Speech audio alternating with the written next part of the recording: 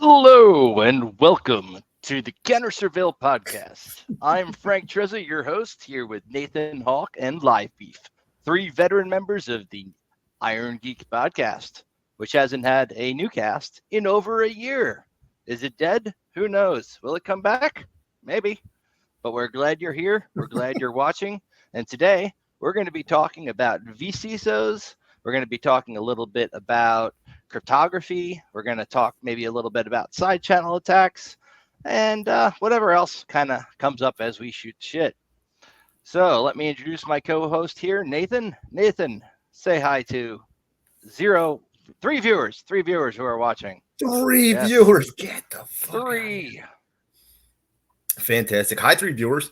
I'm excited to be back here for another week and excited to talk about the side of security that people don't really think about in the blockchain and crypto space and give them a better idea of what it is that guys like you do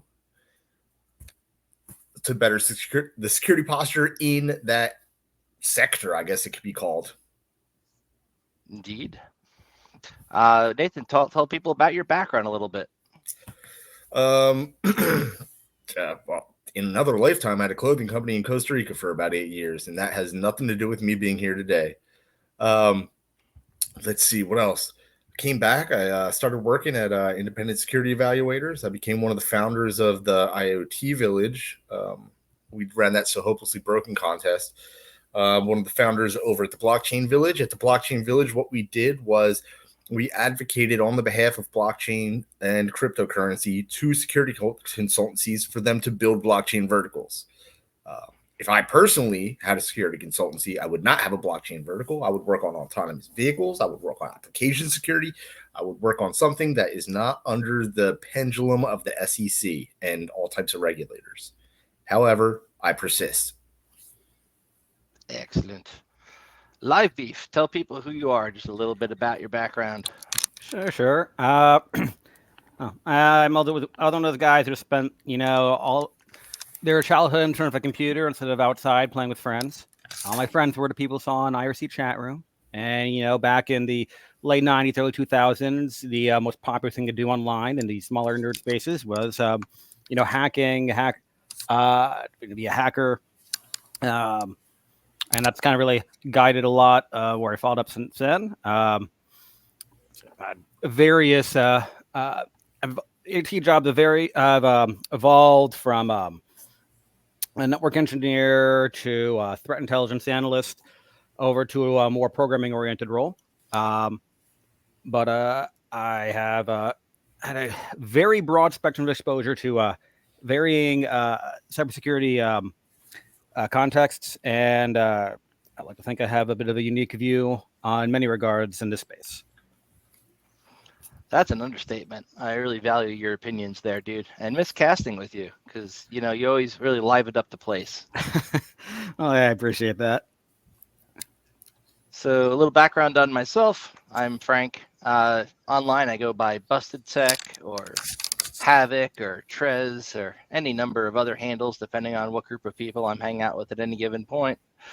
I've computer geek just like Live Beef there, have been my whole life. Started out I think in help desk, kind of worked my way up. Right now I'm a senior security engineer at a Fortune 500 company, and I also run my own company called Steel Trezza and Associates. Did a little bit of pen testing in my time, done many different other jobs throughout the years. Really hard to keep track at this point. I'm getting old and I'm getting gray, but at least I'm a silver fox, got the butt chin, good looks, got that going for me. So we'll get going here. And we do intend to have a vCISO join us a little bit later named Robert. Robert's going to hop in and tell us a little bit about what that is and how it differs from a traditional CISO role. And for those of you who are unfamiliar with what a CISO even is, that's a Chief Information Security Officer. Most large companies have one. They usually report to the CEO. Sometimes they report to the CIO. Really depends on the org structure. And they're the guy who's pretty much responsible for security at a company. Oh, look, it's Rob. He just popped in. Amazing. So, how fortuitous. I'm just going to add him right to the stage. Rob, Thank you for Hey, how joining are you? us. How are you today? Good. How about yourself? I'm doing well. I was just telling the people who were watching that we were having a vCISO join, and then you popped right in. It was fortuitous. Ah, So, nice. yeah. So, for those of the people out there who don't know what a vCISO is, can you give them kind of a high level what a vCISO is versus a traditional CISO? Yeah, sure. So, a CISO, Chief Information Security Officer, is an executive level person usually at an organization. There's always debate where the CISO should sort of sit in the organization.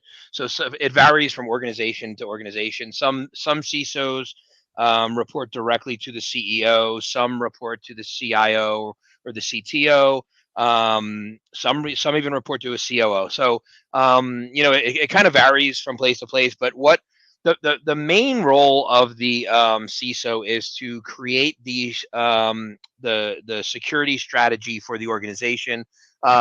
So building up their full security strategy, their policies, their procedures, their security culture across the organization, if done right, and things like that. So going to your other question, the difference between a vCISO is the V in front of the CISO stands for virtual.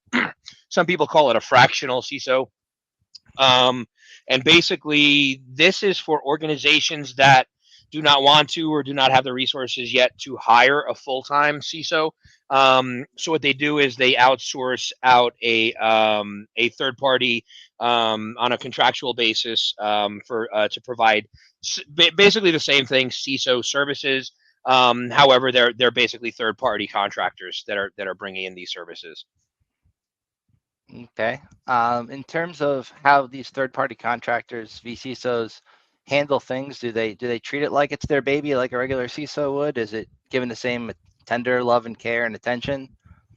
Yeah, I mean, if you're a good CISO, you're going to have to do that, right? Because you do have certain limitations that you wouldn't have if you were a full time CISO.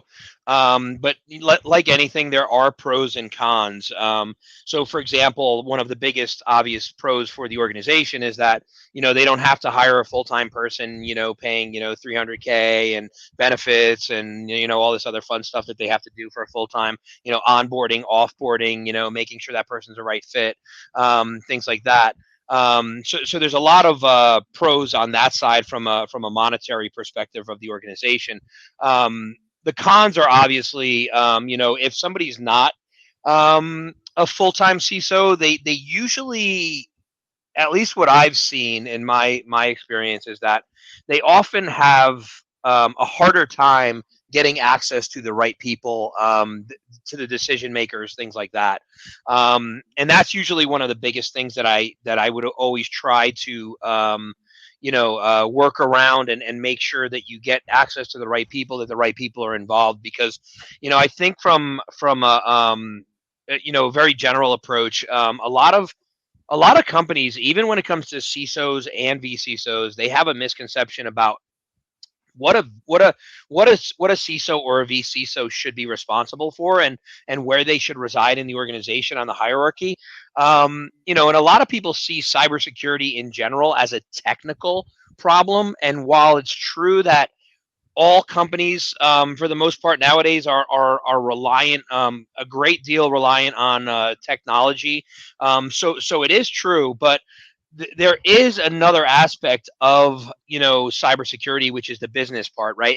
And the way that I like to phrase it is that I I, I believe that if you're a good CISO, if you're running cybersecurity for an organization, whatever title you have on that role, um, the first and foremost, you need to address everything from business risk.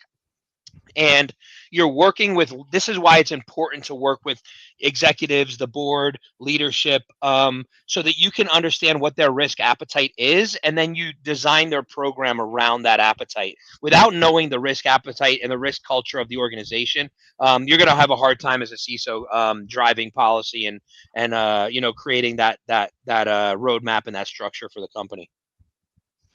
Yeah, I mean, I imagine it's got to be very difficult as a vCISO, um, when you're charged with the security of a company and not necessarily having as much day-to-day contact with the stakeholders in different parts of an organization. So like if you're a vCISO, I guess your time is fractional, right? You're spending less time working directly with them every day. So when it comes time to have a conversation with somebody, you might not have as much of a rapport as a traditional CISO. Is that accurate or inaccurate? Yeah, it really depends on the organization and the structure of the organization and the culture of the organization. Some leaders and boards just get it, and they're the driving factor, which is kind of like the way you want to see it. A lot of times, it ends up being like an IT director sort of role or a CTO sort of role that understand like so. A lot of leadership will look at the technologists and say, hey, are we doing all these things for cybersecurity? And these technologists find themselves in sort of like a conundrum where like the responsibility is being put on them for cybersecurity, but they're not cybersecurity experts. And they might be technologists, which will help them cover some cybersecurity aspects from a technology perspective and understanding of cybersecurity from a technology perspective, but not necessarily the business risk aspect of it. And that's where you kind of want to do, like, normally what you're going to do if you're going to be a vCISO is you want to find that sort of that one person that's going to kind of go to bat for you in the organization, and you're going to want to kind of get them on board and have them discuss with their leaders why it's important to bring cybersecurity and bring a CISO or a vCISO into the executive level as opposed to just a technology level. Right.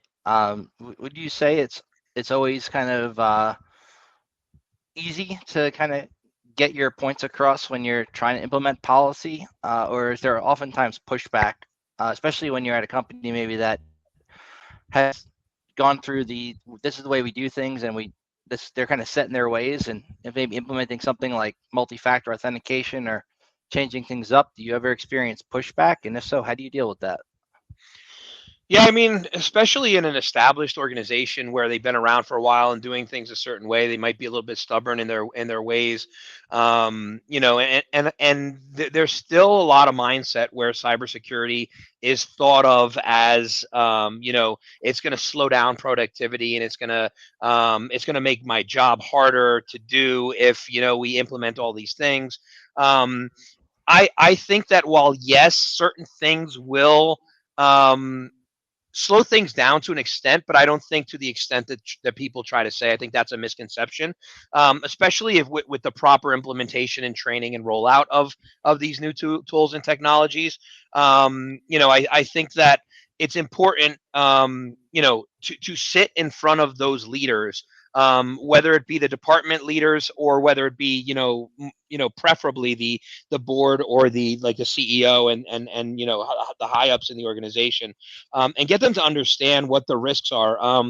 So ideally, in a perfect world, and it almost never works out this way, is you want, because normally the way it works out is you're coming in to put out some sort of fire, and they have this issue that they've identified, and they want you to address that, which is fine. But it's almost like sometimes if you go to a doctor or something and like you say, hey, I got this pain, and they give you a painkiller to just address the pain as opposed to trying to go at what's causing the pain. I feel like a CISO or a vCISO has a similar role where the organization comes in and say, hey, here's our problem, and then you kind of have to take a step back and say, well, yes, this is a problem, however, it's more a symptom of your problem than it is the problem itself, and let's address it more holistically by dealing with business risk and things like that. So ideally you want to come in and right off the bat do a risk assessment and a gap analysis, and see what they're doing, see where they're at, identify what their crown jewels are, and what they're doing to protect them, what's in place, what sort of controls they have implemented. Are the controls working, or are did they just buy some shiny new thing and put it in place, and now they're not even using it because they think it's just going to be good because they're paying the monthly bill on it, and it's it does its own thing. And most tools are not like that. Security policies, procedures, controls, they all need maintenance, regular maintenance and upkeep, and just like software on systems, because of patches and because of other things, it changes regularly, and you have to constantly keep readdressing those risks and see if they've changed as these technologies change. An organization can implement one new piece of software, and it can drastically change their entire risk profile. So making sure that not only you're implementing tools and controls and procedures and programs, but also monitoring them and maintaining them. That's very well said. I agree 100% there, because things are ever evolving in this space, and as a vCISO, I imagine now it's got to come up a lot of the time. People, when you're developing policy, they're probably all looking at AI policies now, how they can safely integrate that into their environment and understand the risks and all that kind of stuff. Is that something you've come across so far? Oh yeah, AI is obviously, you can't have a conversation in technology or cybersecurity today without somebody bringing up AI and machine learning, and there's so many things out there. But yeah, that's a really good example though, Frank, because it's one of those technologies that's really so new. It's not just a new take on it, like an old technology. It's a very new technology, right? And everybody's already seeing and reaping the benefits of it, right? So how do you do that in a secure manner is what organizations want to know. And yeah, it's definitely one of the hot topics today. Absolutely. I'm just going to add one more person to the stage here. This is Sheldon DR. Hopefully I said your name right there. This is why don't you introduce yourself, Sheldon? Hey guys, am I audible? You are. All right. Thanks for having me. Close enough on the last name, don't worry. Yeah, I've been around for a good little while. I did some research with Cato Institute in 2012 about evasive Bitcoin inside enterprise networks, and I've been, working mostly with larger enterprises for the past 10 years, but also watching some very hilarious and strange, in some cases good, but a lot of awkward stuff through cryptocurrency for the past 10 years. So that's the rough background on me, but I'll chime in to say that I think anybody who already had a good handle on blobs and how they were doing DLP or otherwise, inspecting or scrutinizing materials is ahead of the game on AI policy, because I'm used to folks who are a little bit more behind, still figuring out where their lacks of visibility are, things like that, inconsistent environments, etc. So, out of curiosity, go ahead. So, if I'm understanding, I'm not sure how much of the audience have a lot of background in securities. I'm not sure how much of the topics we've been covering are what familiar with versus just going over their heads. I'll take it easy. Heard. No, I'm dogpiling on to Robert's comments about the management of environments and what you're usually seeing these days, which I feel like still starts with kind of a lot of the same, which is lack of visibility over a business environment, a cloud implementation, cloud billing. Visibility is still lacking for a lot of larger customers because they sprawl easily. Yeah. Yeah, and just to add to that also, Sheldon, I agree 100%. And that's one of the hardest questions that you can ask somebody, which should be the easiest question, is how many assets do you have in your environment, right? Where is your where are your crown jewels, right? And it's funny because you can and I'm sure Frank is well aware of this with the pen testing as well, as far as when identifying a scope for a client or for an engagement. You really realize that the leadership often does not know what's in their environment, right? And how do you protect what you don't know and what you don't see? And that's kind of one of the key components with security, is knowing, first doing your inventory, right? Knowing where your crown jewels are, knowing where your assets are, knowing what your assets are. And also, when identifying crown jewels, I'll look at this multiple frame to think about this in terms of what would be the financial loss where this copy was stolen versus one thing I had to do on the threat intelligence side was take a look at network maps, asset maps of various different organizations, and I did think from looking at this, what is the easiest thing that can be compromised that would have the maximum amount of damage to his organization? And typically that really did help narrow down what they're most likely, what they're really focus on protecting, or what to focus on theorizing. Okay, if they targeted this system, that could, if taken down, take all of our operations and put them to a halt. Here's how they would most likely do it, and we could focus our resources on monitoring that and seeing if there's any unusual behavior. And some things occasionally did come up.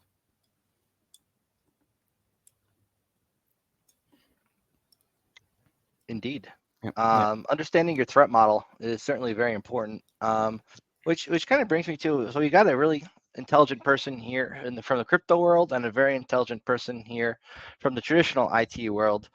What I've noticed when I worked with some companies that kind of focus on blockchain, Web3 technologies is they're structurally very different from many other companies. A lot of the times you've got teams that are essentially all around the world working together on a project, and the way that they interact and even the rights they have over the code base is very, very different than how your traditional company might do things. Like some might not even have a CI/CD process in place in terms of code review, and things are just very, very different in these kind of companies. Where does a vCISO fit in, and how could a vCISO help some of these companies that, well, everybody kind of thinks they're a security expert, but maybe they're more in tune with a specific type of security, but don't necessarily know high level everything in terms of their risk model?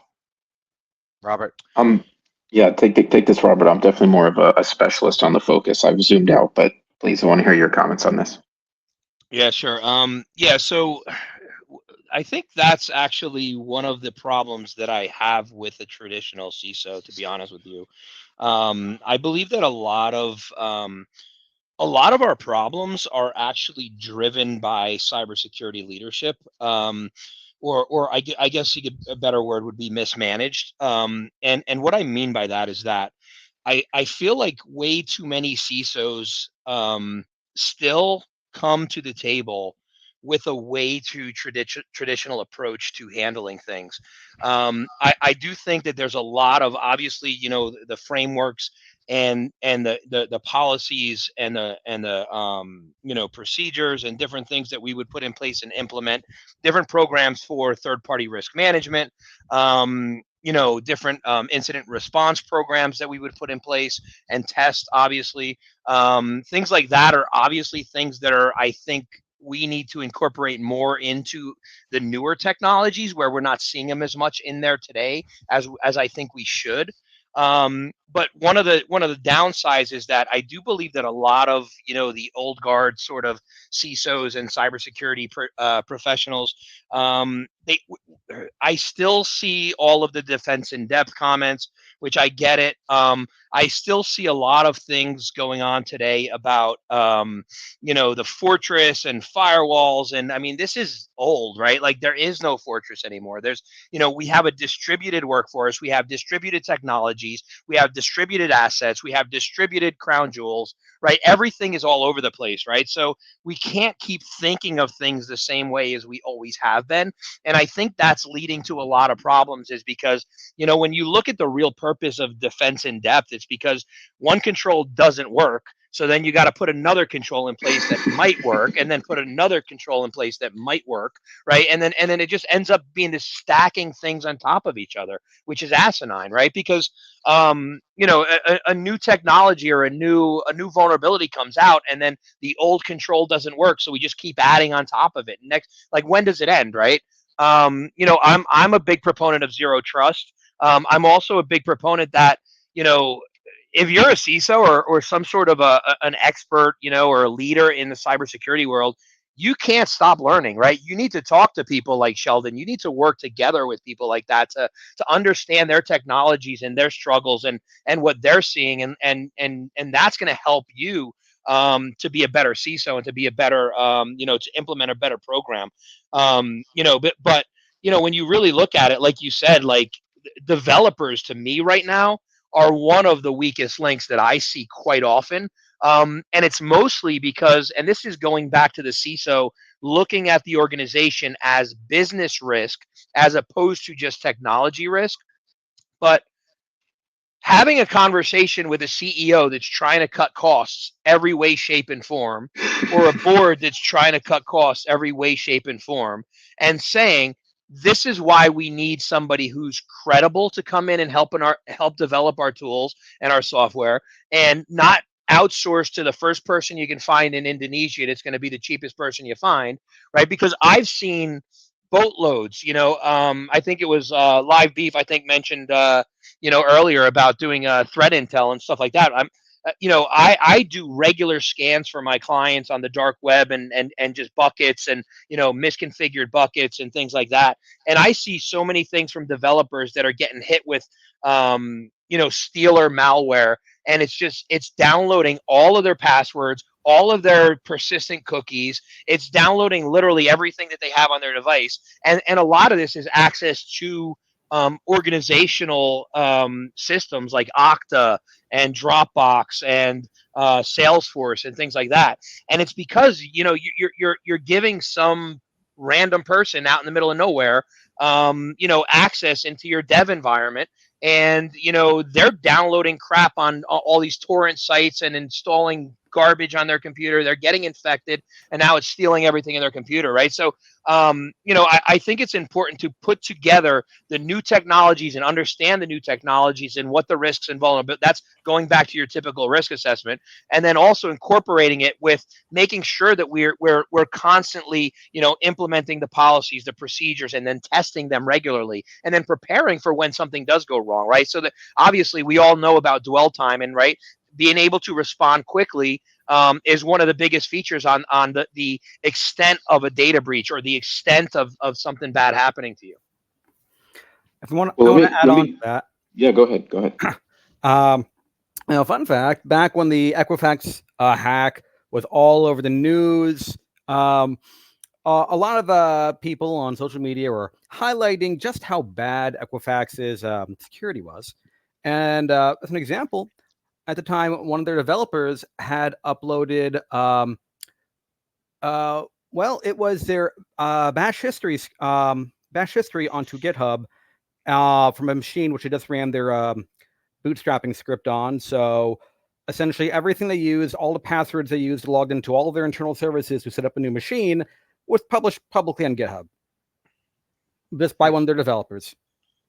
So it's absolutely developers who do stupid shit like download stuff over torrents,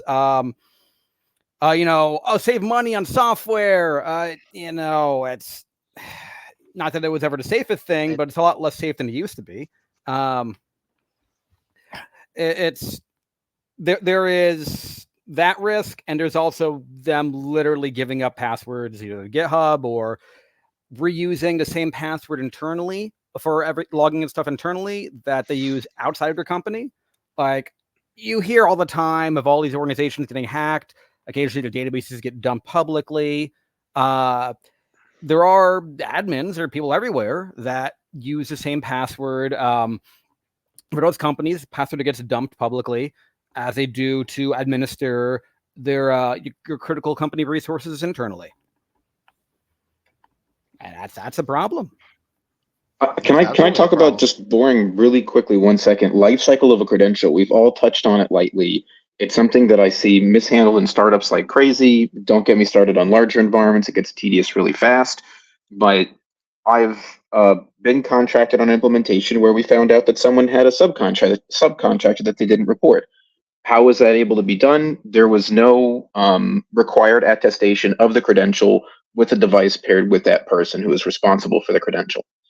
Right. I know that's annoying, but also if the value of your business hinges on somebody's code base, then we should be protecting them. So that's definitely a point of finger wagging that I've come into very quickly and easily.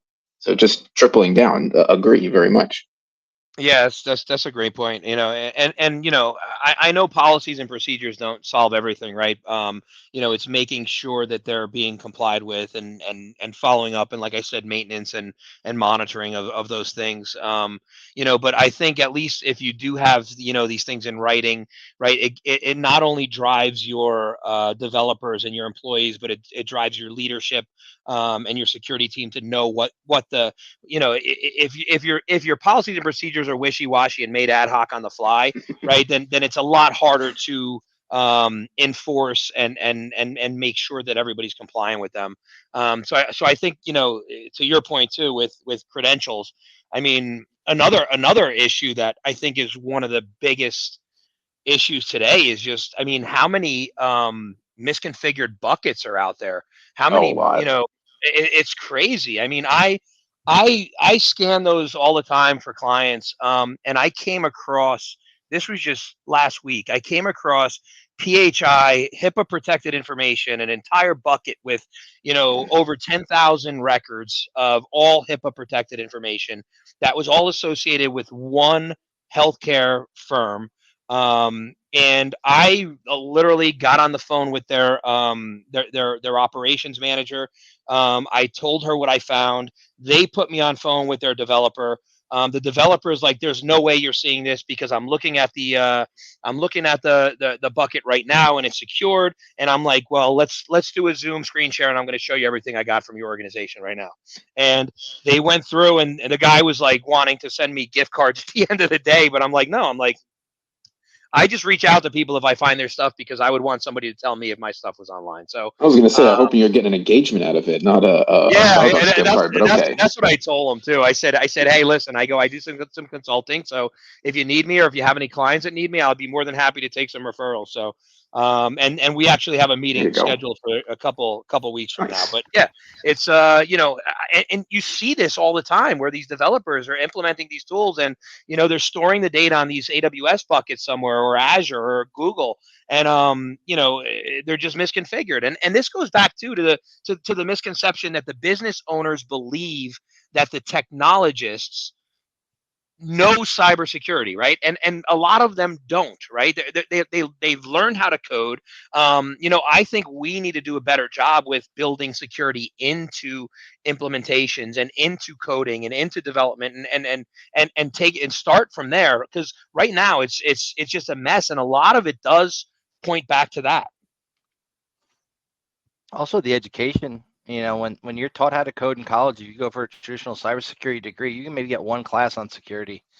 A lot of them. When I went for my degree back again in 2017 to finish up, we had like two classes total that touched on cybersecurity, and they taught us a bunch of useless stuff like outdated languages and project management, but they didn't teach us stuff as far as like secure coding practices, how Yep. you can prevent having a buffer overflow happen when you're coding in say C or C++, what to do to sanitize your input, all these things that like you really do need to know when you're a developer were just not taught because they were not part of the curriculum. And I think as we go forward as an industry, we really do need to stress that developers get well trained on best coding practices, and even not just coding itself, but like understanding that if you're including, say, a third-party library in your code, and you maybe misspell it by one letter, or if you use Hmm. an internal name in that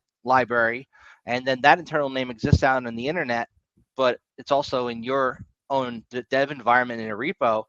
When you push that code to the internet and somebody goes to compile it, if it doesn't find that version, that library that's there, it's going to go out to the internet and pull it down from somebody who looked through your code and put their own malicious library up there with the same name, because people do that all the time, and there's even automated tools that do that now. We're seeing all this kind of stuff, and like it's really dangerous when your developers forget just doing a stupid git push with your history. I mean, that alone is really like, oh my god.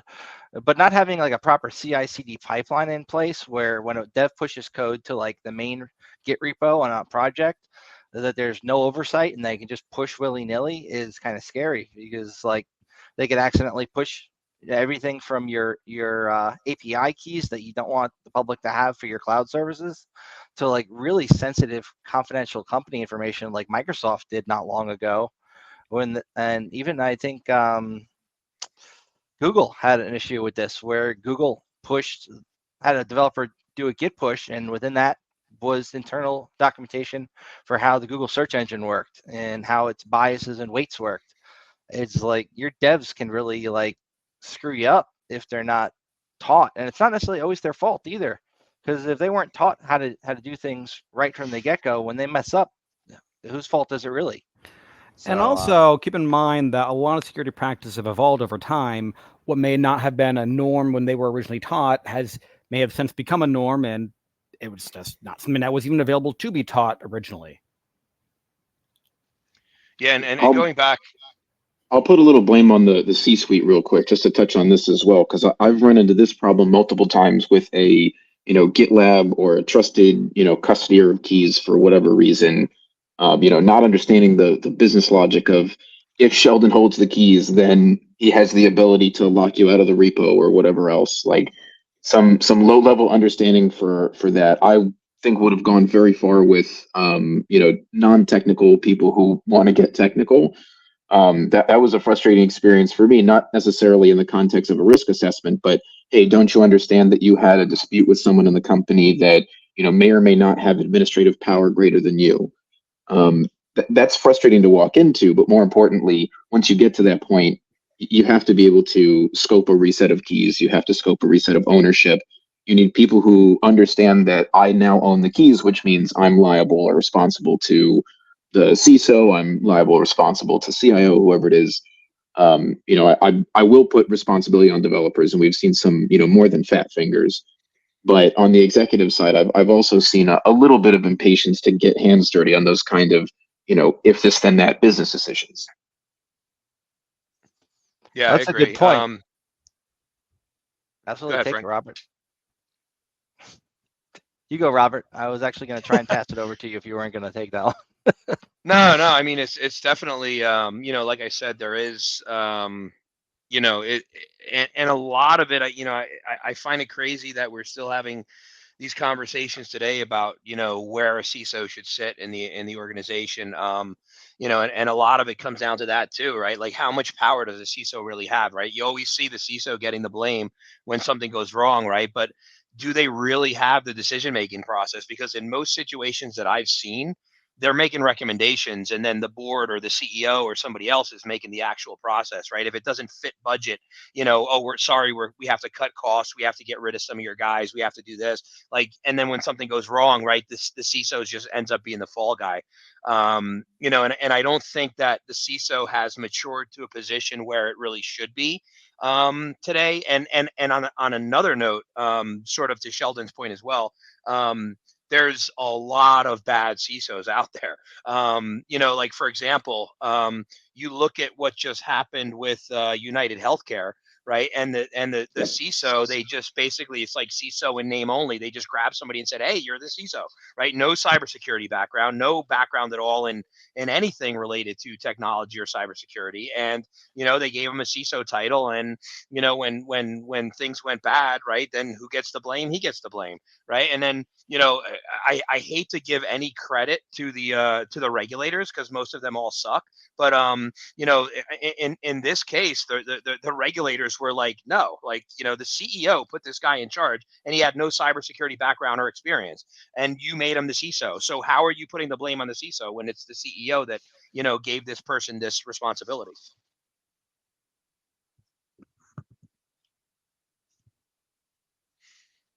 Oh, I was But muted also, there. Frank, too, you mentioned sorry, I'm you trying to give you mentioned a lane, Frank. college. Go ahead. Go ahead. You mentioned the colleges before, right? And I think that I'm of the perspective that universities are, at least probably should be, a dying breed at this point. I believe that, especially in certain fields, they don't really have a place. And I think cybersecurity and a lot to do with technology is one of them. And the reason why is because of the bureaucracies. And a lot of times it's in order to change the curriculums, there's so much bureaucracy and getting change done. And we live in such a fast-paced world where technology and security and threats and risks and all this other fun stuff is changing every single minute of the day. And we're teaching kids today something that we think is going to be valid 4 years from now, when in fact it's not, right? And you just can't go with that mindset. I mean, I've interviewed kids that have majored in cybersecurity, and they couldn't answer some basic questions in regards to cybersecurity. But you give me somebody that built a lab or played hack the box and try hack me and did capture the flags and things like that for the past 4 years, and they're a wealth of knowledge. But the ones with the master's degrees or bachelor's degrees and majoring in cybersecurity, they can't answer the basic questions, and they have no real world experience.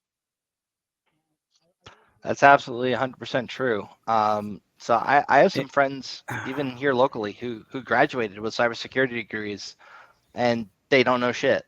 It's really scary. Like not to call anybody out, but it's like I'm amazed that somebody has a degree, sometimes even like a master's degree in cybersecurity. Can't tell you the 7 layers of the OSI model.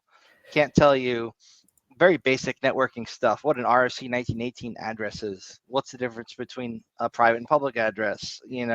What is 802.1x? Like very basic things you, as even a network dude, would know. They have no foundational knowledge. They just studied and were able to regurgitate the test keys to pass the tests, and they got a degree. And it's really, really scary because these are our future people who might get elevated to positions like CISO based on their degree and maybe very limited knowledge and experience when they're working in the field. If you're not somebody who knows stuff and you're trying to hire, say, a vCISO, right? And you look at this person who's got this great resume. It says that they've got a master's in cybersecurity from some nice college that you like, and it seems like they've worked at a few places and done security stuff. It's like, why wouldn't you hire them? And you might not even have, as like a CEO or a CIO, the knowledge to ask the right questions to understand who to hire. Exactly.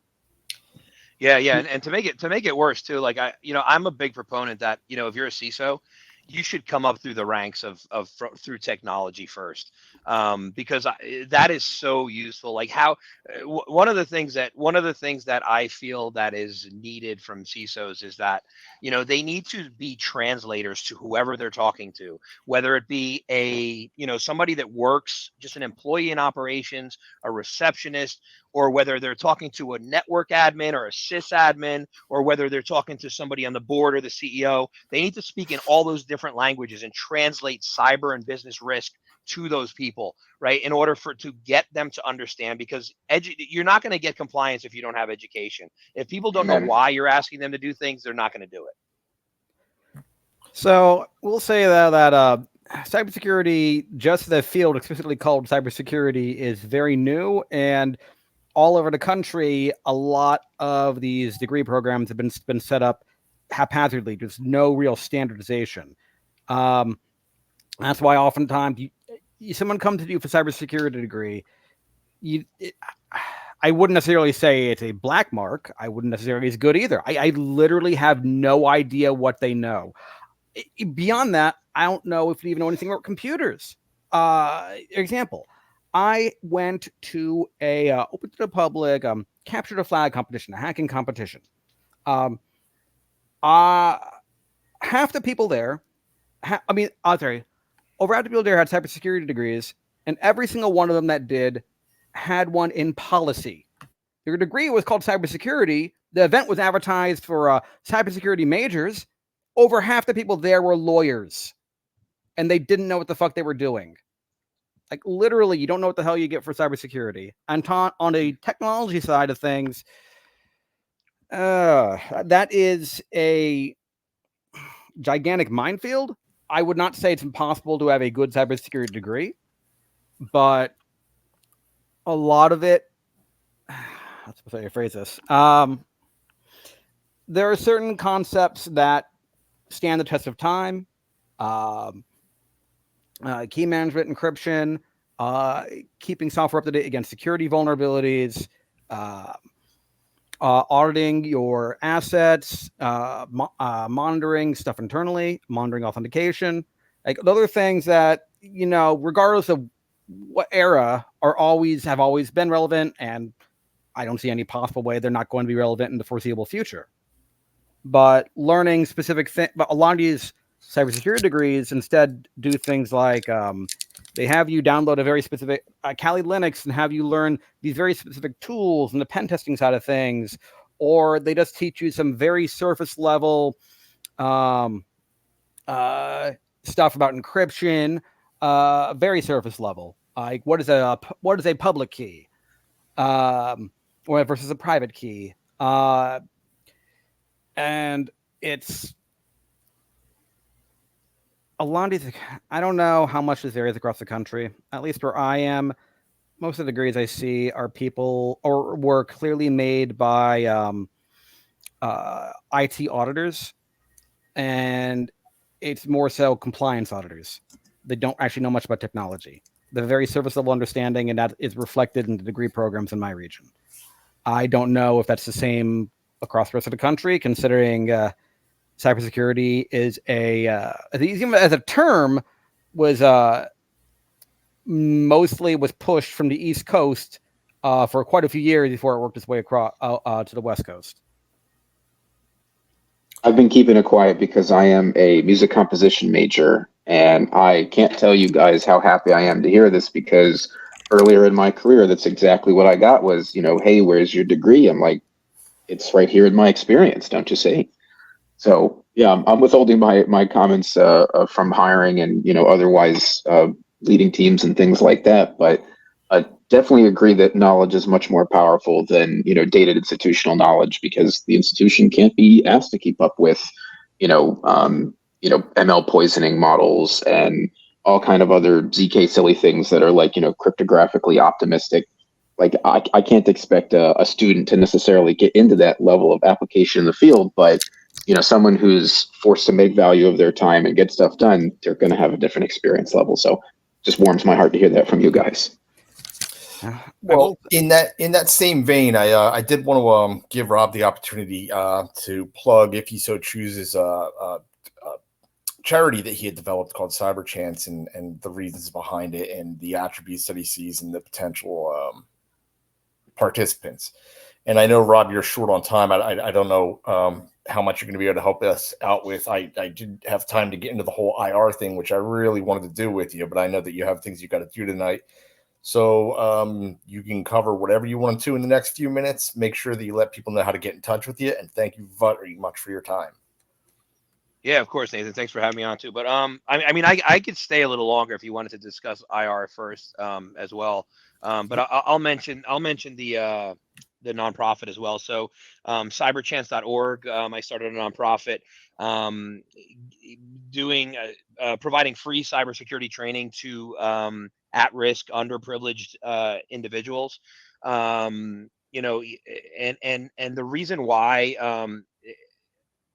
I see that as a win-win for cybersecurity and for our society is because when you look at a lot of these different inner cities where there's a lot of kids growing up that don't have a lot of resources, they're told by people that they're not going to amount to anything, and the one thing about a lot of inner city individuals is that they grew up with this situational awareness that is probably better than most people, right? And they understand threats, they understand risks, right?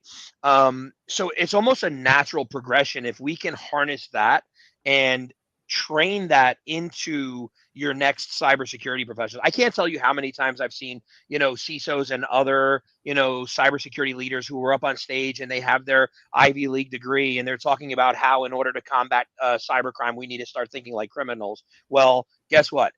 people that grew up in these inner cities know how to think like criminals. They've been around it their whole lives. They understand how these scams work. They understand social engineering better than most. So what we do is we do free cybersecurity training, and teach them cybersecurity and basically kind of mentoring, guidance, and I think with the right guidance, the right mentoring, and the right skill set, I think that these some of these people could be up and coming stars in the industry. So, out of curiosity, when did you first set up this charity? It's been a little over 2 years now. I ran through a pilot program, and I just finished that not too long ago, and now I'm going into the first group of students in August. Okay. Well, that's very admirable of you, man. Thank you. Now, if you do have a few more minutes, let's get to the whole IR thing, because I think a lot of people hear IR and they think that it goes, okay, something bad happens, let's hurry up, organize, and scramble. So I think that we should start with like what it looks like to build a policy, what different attributes of a policy could be, compliance with the policy, and then what happens the week after something awful does occur, right? Yep. Yeah. So yeah, it kind of goes back to what I was talking about a little earlier, right? So you start off with those asset inventories, right? You understand where your assets are, what they're doing, what the purpose of them are. If it's a crown jewel, is it valuable because of its data value? If this data gets leaked, we're going to be in trouble. It's going to cost us. It's going to cost us reputation. Or is it, if we get ransomware, we're not going to be able to do our business, and it's going to cost us all this money. Or maybe it's another availability thing, like if they bring down our network, bring down our systems, things like that, right? So it's obviously basing everything off of your risk assessments, your gap analysis, and your disaster recovery and business continuity plans, right? And knowing what's valuable to you, right? And then creating scenarios, policies, and scenarios of what potentially could happen. This is all again through a risk assessment, understanding what your risks are, and then planning for them, right? So, there's no way to get to zero risk, right? Unless you're not in business at all, right? So zero risk is non-existent, right? So there's always some level of residual risk that you have to, that the organization has to accept, right?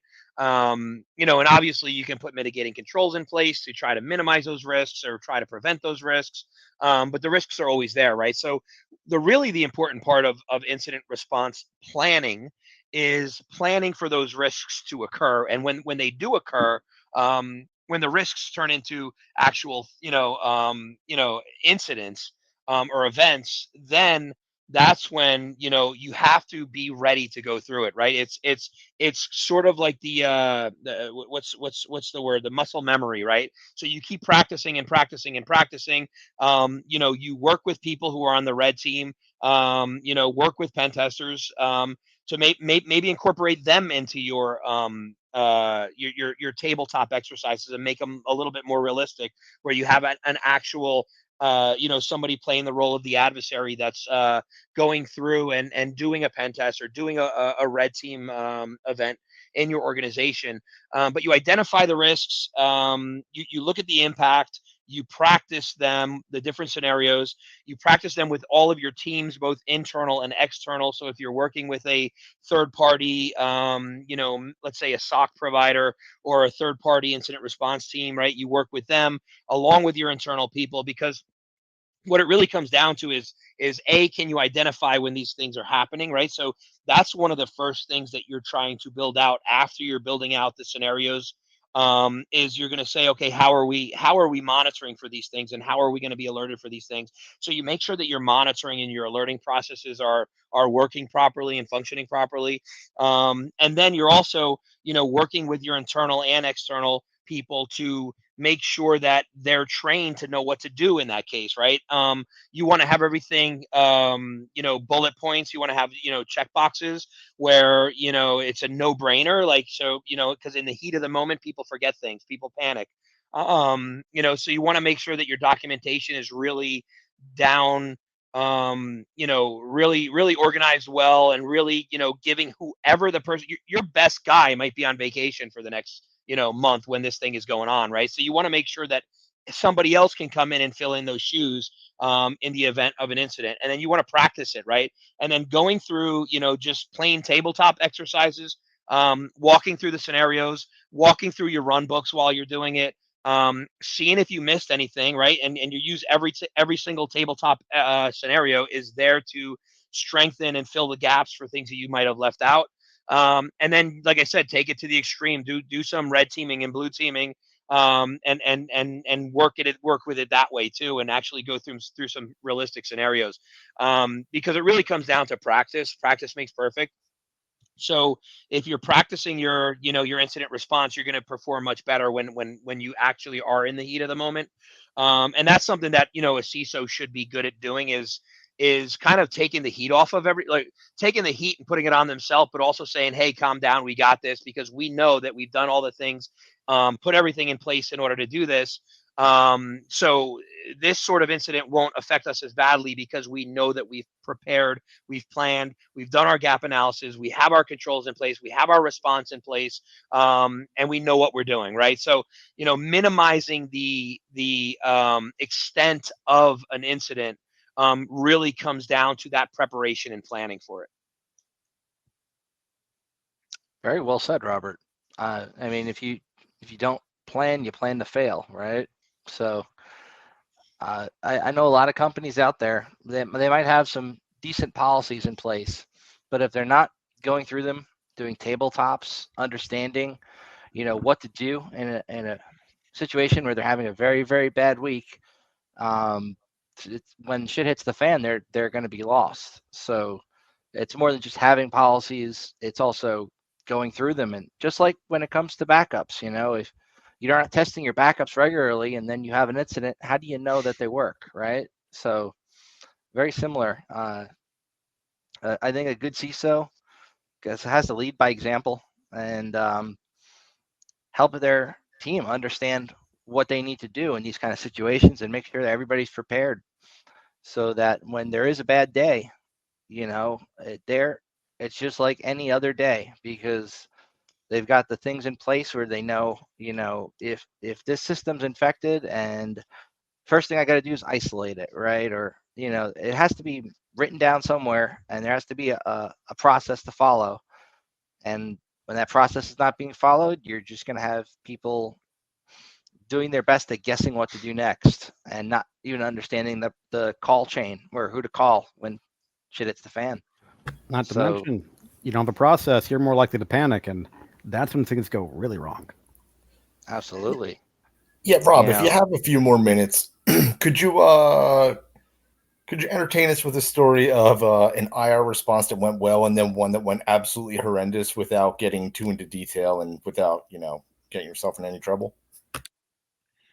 Trying to think here. So, I mean, I can't go too much into detail, but there was actually recently a fire, a server room fire, and that was dealt with. A lot of the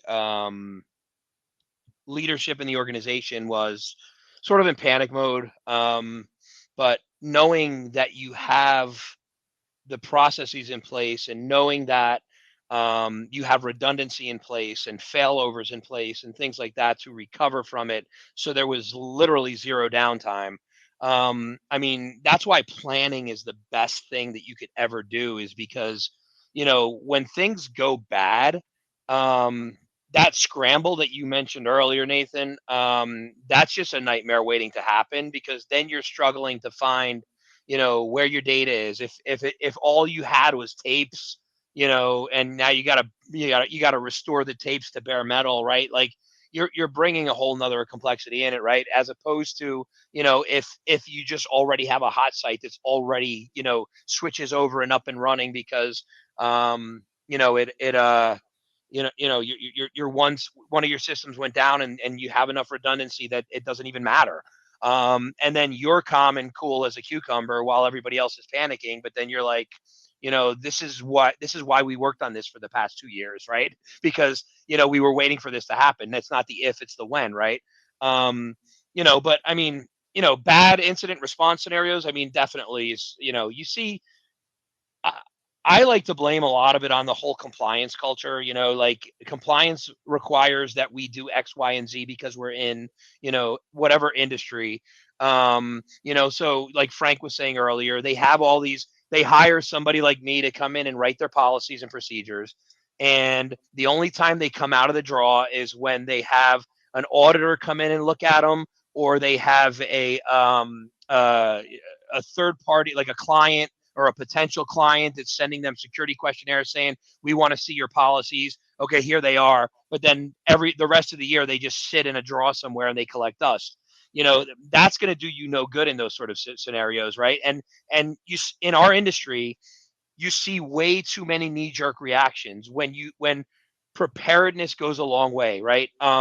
And if you are prepared and understanding, if you're talking about looking at cybersecurity as a cost center, you're looking at it wrong, right? Because it's going to save you money and make you money in the long run if you're doing it right, especially in this day and age.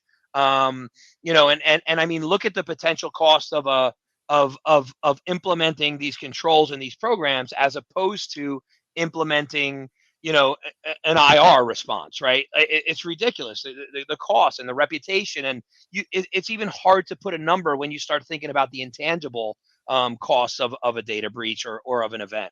So preparedness is the biggest thing for anything, and if you're prepared, you're ready to handle anything. You know what the risks are, you know what the costs are going to be ahead going in, so there's no surprises out the door. I think it was really cool that you, in your example, that it was a fire. We're always thinking about bad actors, especially in this day of ransomware. And so for you to kick that story off with, it was a fire. I think that was pretty grounding. That was pretty cool. What was that? Yeah, but even with threat actors, I mean, like if you want to talk about threat actors, right? Not going to talk about anything specific here, but I mean, how many times, if you don't understand the way a threat actor works, if you don't understand their MO, if you don't understand the way incident response works, then what are most companies going to do when they're alerted that somebody's in their network, right? They're going to do everything they can to kick them out immediately, right? But if you plan for this in advance, you'll know that that's not the right approach, right? You want to isolate them and contain them. You want to see what they're doing. You want to look at what code they're dropping on your systems. You want to look at their command line inputs. You want to gather all of this information, and you want to start getting a profile about the threat actor, right? While you're containing them, making sure that they're not exfiltrating any data, making sure that they're not getting to anything else. Hopefully, ahead of time, you would already have some really enticing, awesome looking honeypots there, just enticing them to hang out and dwell in there a little bit while you're just monitoring them and looking at what they're doing, right? So if you have these things in place ahead of time, you could sit there and grab your popcorn and watch what they're doing and say, hey, these guys are doing X, Y, and Z. You can start looking at these IOCs, comparing them up to different threat actors. What are we dealing with here? Now you're working with your IR team while you're going through all this. Now you know that just because they got in through this SQL injection vulnerability doesn't mean that by fixing that SQL injection vulnerability is gonna make them not get in again. They probably have backdoors. They probably have persistence. They probably escalated privileges. You got to see what they did, and you don't know until you know. So you got to monitor that because you don't want to knock them out and then they have persistent access anyway.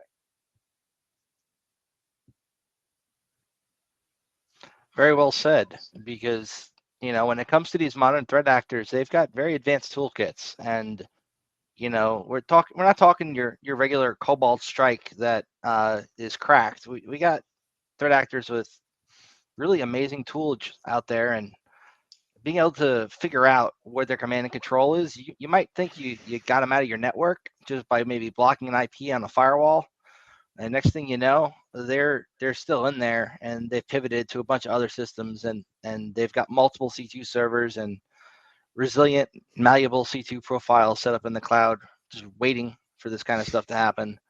Like you look at some of these people who specialize in these 0-day exchange type places where they're reselling access. So not say 0-day exchange, but these threat brokers. Sorry, I'm having a brain fart here. But the gist of it is somebody's going to break in. They're going to take that access they got and go to a marketplace and then sell that to somebody who knows how to really use it. Because the same guy who hacks you might not even be the person who then takes that and uses that to deploy ransomware and make things really miserable for you. There are initial access brokers out there, and that's a whole industry like that people are unaware of, where when these people find this low-hanging fruit, rather than reporting it to a company and going through HackerOne and the proper channels, sometimes these guys, if they're not necessarily ethical, instead resell that access to somebody who can do a lot of damage. I saw some campaigns with that earlier this year, and they were pretty swift and simple. People were one click adding a notification exception to Chrome, and that notification would be to a malicious website that would, just start interacting with all kind of APIs that were not, they look fine. They're hosted on Azure. I'm sure it's no big deal. But yeah, I saw a lot of that this year, and I wanted to share just briefly when that Screen Connect vulnerability popped up for ConnectWise earlier this year. I had only just barely gotten familiar, and I know we don't want to focus too hard on vendor stuff, but at the time I was debating with leadership, hey, can we make some resource changes if we get any incidents? The team is really encumbered. We'll have week-to-week problems that'll linger on throughout the quarter. Please, can we adjust a little bit? Some of the responsibilities here. And the answer wasn't no. It was, let's think about it and work on it. But then because we were kind of dealing with the noise as you'd normally expect from from an EDR product, because there is incident response. There's also, are we doing incident response right now? And I got to have a conversation on the box with a bad actor because I was personally making sure that I was on top of the alerts that I thought was critical, even though I disagreed with management. So I don't want to be in an environment where I need a hero. I don't want to be the Superman in an environment that seems silly to me. It was, not the ideal that we'd want to see from an enterprise with prepared plans. But I think when you go through that wargaming and tabletop exercises, you recognize the need for risk assessments, for cost scoping, and then you start getting to really difficult discussions about managing resources, right? Because deciding who's going to be responsible when stuff hits the fan, that's not a comfortable conversation for people who don't already have a good relationship with a CISO that's being honest with them about business risk, right? Just to loop it back. Yeah, very true, very true. And while we're still on IR, don't get me started on some of the regulators with some of their reporting requirements is within like 48 or 72 hours, because that's just another nightmare waiting to happen. Yeah, I understand a lot of CISOs are not a fan of that SEC ruling. It's a double-edged sword on all parties, because it's not uncommon for organizations that after a report getting breached and they report a number on how bad the breach is, later on found out, oh, this we actually got owned worse than we initially reported. But only the initial report really got all the visibility. I mean, like LastPass, they initially got breached because the developer was running, I think, Plex unpatched on their same computer they're doing dev work on, only to then get breached 3 more times as a result of the data from that initial leak. It's like there was, it was always going to happen. Like LastPass has too high a value for state actors to not saying a state actor did this, but even if the one didn't hack their Plex box, that database is a binary blob with too high value for them not to invest a 0 day or 2 just to get their hands on it. Yeah. I mean, I think that a lot of that drives 0-day development is when, there's high value targets looking at their tool set and then, invest the time into whatever tool you can break that's going to get you the most access as a bad guy, right? So why else would you spend hours trying to find a 0-day in a product that's only being used by a small amount of people? It really makes sense to focus on something like LastPass that's got a huge footprint and is used everywhere. All right. Yeah. And I mean, Plex. I mean, how many people run Plex servers? I mean, a lot of people run that. And a lot of those people are technical people who work at big companies. So it's probably a worthwhile effort for that person to do their exploit dev. Let alone the dude who popped the liblzma. I was literally a trusted developer for it. You have to worry about that kind of stuff too. It's supply chain risk. Is risk everywhere. And I think that's where having a good CISO like Robert really comes into play, because he understands the threat model of the business and can help them develop policies and procedures to make sure they're prepared for when this kind of shit happens. So specifically in the liblzma, almost successful backdooring, what exactly would you do to actually, prepare against something like that? It's a great question. Robert, is that one going to blindside you, or can you handle it? Yeah, it might blindside me a little bit. I'm definitely not prepared for that one right now. Yeah. It's thinking of what if, how much open source software do you got? All the software you have, you didn't code it. No one under your employee coded it. I mean, So to a from my degree, understanding, right, there's Mhm. a big push from CISA and other organizations like that right now to get software bill of materials put into everybody's threat model. Like if you're running a company, you should not only know the software that you've got, but what that software is built with and its underlying software, Yeah, I know and the have that in guy a database behind that. somewhere. I know the guy behind that, the regulator. Good guy. He's actually also the same person who normalized bug bounties as a concept. Like, you don't really find bureaucrats that work as fast as him typically.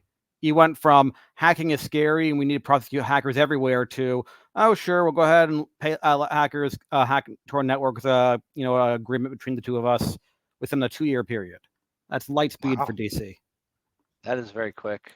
Yeah, I mean, he's a good guy. I have a lot of respect for him. I do know there are critiques of the SBOM, but I mean, even yeah. you look like ServiceNow, they charge an extra amount of money to include that module. So you already got a contract. You got to wait till your renewal, right? Not a lot of companies know like what their stuff, especially their open source tools, are dependent on. So when you get hit with something like that liblzma that affects SSH and a bunch of other compression libraries, or you get hit with any other supply chain attack that's the result of open source software, it's got to make you very hesitant to approve any other open source software in your environment. But also, is closed source software any more safe? It's fewer eyes on it, I, and that's a big debate that's been going on forever. Is open source more secure because more people are looking at it, or is it more? But I think people who understand that threat model, and essentially like if you're running a big company and something like that happens and you're in charge of security, you've already got plans in place and you've probably got really good threat intelligence feeds that you're subscribed to that are letting you know before the general public does, hey, there's an issue with liblzma, go patch your shit before shit hits the fan. So Robert, how would you take it from there? I mean, so the libs, this whole thing wasn't it the developer that stopped maintaining it?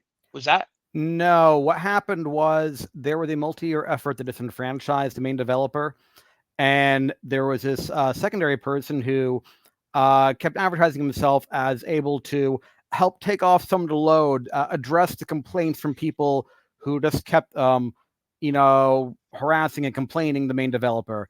And the main developer gave this person more access and more access, and they eventually, over time, implemented, the liblzma binary blob. I think it was in some sort of test suite that was not really regularly monitored, and it was only by sheer coincidence that it was caught at all just by, I think was it a Microsoft dev that found it on his home computer. Yeah, I believe it was a Microsoft like highly autistic dev.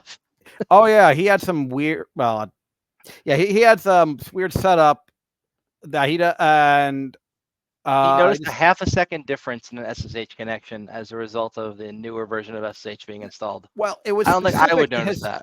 So it was specific to his setup, actually, that he even had that half a second additional time. But let's face it, there are no shortage of companies around the world that if that backdoor was deployed and a half a second increase in time happened, I guarantee you someone else would have noticed it. But it was only because of his specific setup that he had that half a second additional. It was not the norm. Yeah, that's interesting. I mean, when you really think about it, right? This does just come down to what Frank said earlier about supply chain, right? Just third party risk management, supply chain risk management. But the crazy thing is that you almost need an entire team, like a very large one, because of like when you're going down into like these libraries and things like that like you got to monitor everything at that point. I mean, how many organizations, even some of the ones that are doing a really good job right now at cybersecurity, are going that deep down the third party rabbit hole? Well, if I could interrupt for just a quick second, there's not a lot of room for partner assessments. Forget vendor assessments. So like a lot of people don't get to that point of checking what's in the sauce and being prepared for open source problems. But even partner assessments, I try to recommend them when I work for different parties, depending on what role I'm in. I recognize what's appropriate and shut my mouth. But I really don't see a lot of motivation to scrutinize third party APIs or install IPS with trusted third parties because we just assume that, hey, Bob's friend is going to have a good relationship with us. We like their business. We don't think they would try to hack us. Well, what if they're infected? I see the priority level for that really low, and I think it increases when we bring supply chain and open source back into the scope. I mean, if you're going to go down the partner business route, a common way that a lot of otherwise largely secure companies get hacked is another company that they buy out and integrate into their own personal networks, already pre-infected. Or it's some proactive to do this, but after a company's been like recently announced that they got bought out, they target the company that got bought out and try to hack into them to see have they already been integrated into a larger company that has the real crown jewels they're going after, and if so, as I just said, already able to get in that much easier. Well, from my experience working for some large companies, a lot of them have entire teams dedicated to when there is an integration, going out, making sure that the systems before they connect them back to the main network are going to be well vetted and ensure that there are no backdoored systems or anything of that nature. But I can imagine in maybe smaller organizations where they're not like very large companies, that not being a standard process at all. I can't say anything, but I got to inject. Fortune 10 publicly traded. I've definitely seen just FTP, silly SFTP things. There's a lot of if it ain't broke, don't fix it that turns into bad implementation of security policy or policy exceptions. And that's not my experience with smaller entities. Just to reiterate, it's like larger enterprises when you get that acquired entity, or you get that niche of the business that isn't producing value that executives care about at the moment, then it doesn't get as prioritized when you need to make a significant change. But anyway, I'm taking too many pot shots at the C-suite. I'll stop. You can take your shots at the C-suite all you like. And one of the things too is I mean you mentioned with those Fortune 10 companies. I mean how about all healthcare? Like for hospitals and healthcare, it's just like ridiculous. I mean, because you have all of these, multi-million-dollar, MRI machines that are built on XP or some, redesigned version of XP, and there's no patches for them. You gotta hopefully, at least maybe they're micro segmented enough and internally that you can kind of isolate it. But we all know how that goes. I know how this compliance circus is going to go. Eventually get SBOM that mandates the audit everything that's installed everywhere. Let's say in the extremely unlikely circumstance, okay, this is done. Everyone actually knows everything's installed in every component and everything in their network. It is not uncommon for so many things, especially a lot of older equipment, that you upgrade them, they will break. You made an MRI. Yep. What do you think the likelihood of, you update that from Windows 95 or Windows XP to Windows 10? What do you think the likelihood of that 20, 30, 40,000 MRI, I'm sure it's a lot more, but that pricey MRI still working afterwards. I think that's next to no chance of that being the case. Yeah. No, it's a very valid point. I've actually had a former dentist of mine call me up as he knew I was a tech guy, just because he had tried to update his X-ray machine, which was running on XP embedded, and it borked it because it ran out of disk space and it wouldn't start, and he couldn't get to do his X-rays or get to his X-rays. It's crazy. There's a lot of older technology that's relied on. Nina over at the biohacking village at DEF CON, she put together something at DEF CON either last year or the year before, which was a bunch of medical equipment on a network, and you could go in after signing an NDA and go in and get on that network and see if you could pop it, and it was crazy. And speaking of Nina, we're going to have her as a guest probably in the upcoming weeks, depending on her schedule. Black Hat's coming up, so it's a bit crazy. But I think she's going to be a great guest too. Maybe we could have Robert on with her and talk about healthcare and security there, because I think that'd make for a great cast. DEF CON and NDA, signing an NDA DEF CON really does, it's a little unsettling. I'm not a fan of the way some things with DEF CON are going. But I guess we need to adapt and overcome. But I would normally say, who really has the leverage there, but I mean, but it sounds like maybe people are just giving up a little bit too easy, or being a bit too permissive of people wanting to promote NDAs for when we're the ones that have skills they need. It's true.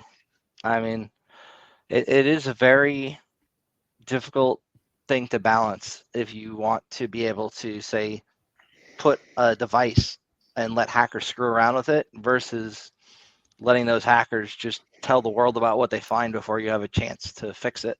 So if it was an NDA which says, please don't say anything for 60 days, okay. But I mean, like, look at the voting machine village, for example. A lot of the machines that got popped really easily. A lot of one had SQL injection, like a 12-year-old found it. Yeah, like a lot of some of the companies behind those machines publicly said, "Oh, you let hackers onto our machines. They're the ones at fault. You let bad people touch our machines. Our machines are perfectly secure. You just let them get on it." Yeah, well, I mean, those kind of it's always going to be a blame game. It's not just that. Those kind of companies, they make you sign an NDA. They aren't fixing shit. You can't tell people shit. Because some of those companies are run by people who they don't understand what security is. They assume, oh, we're fine. No one's going to get into our shit.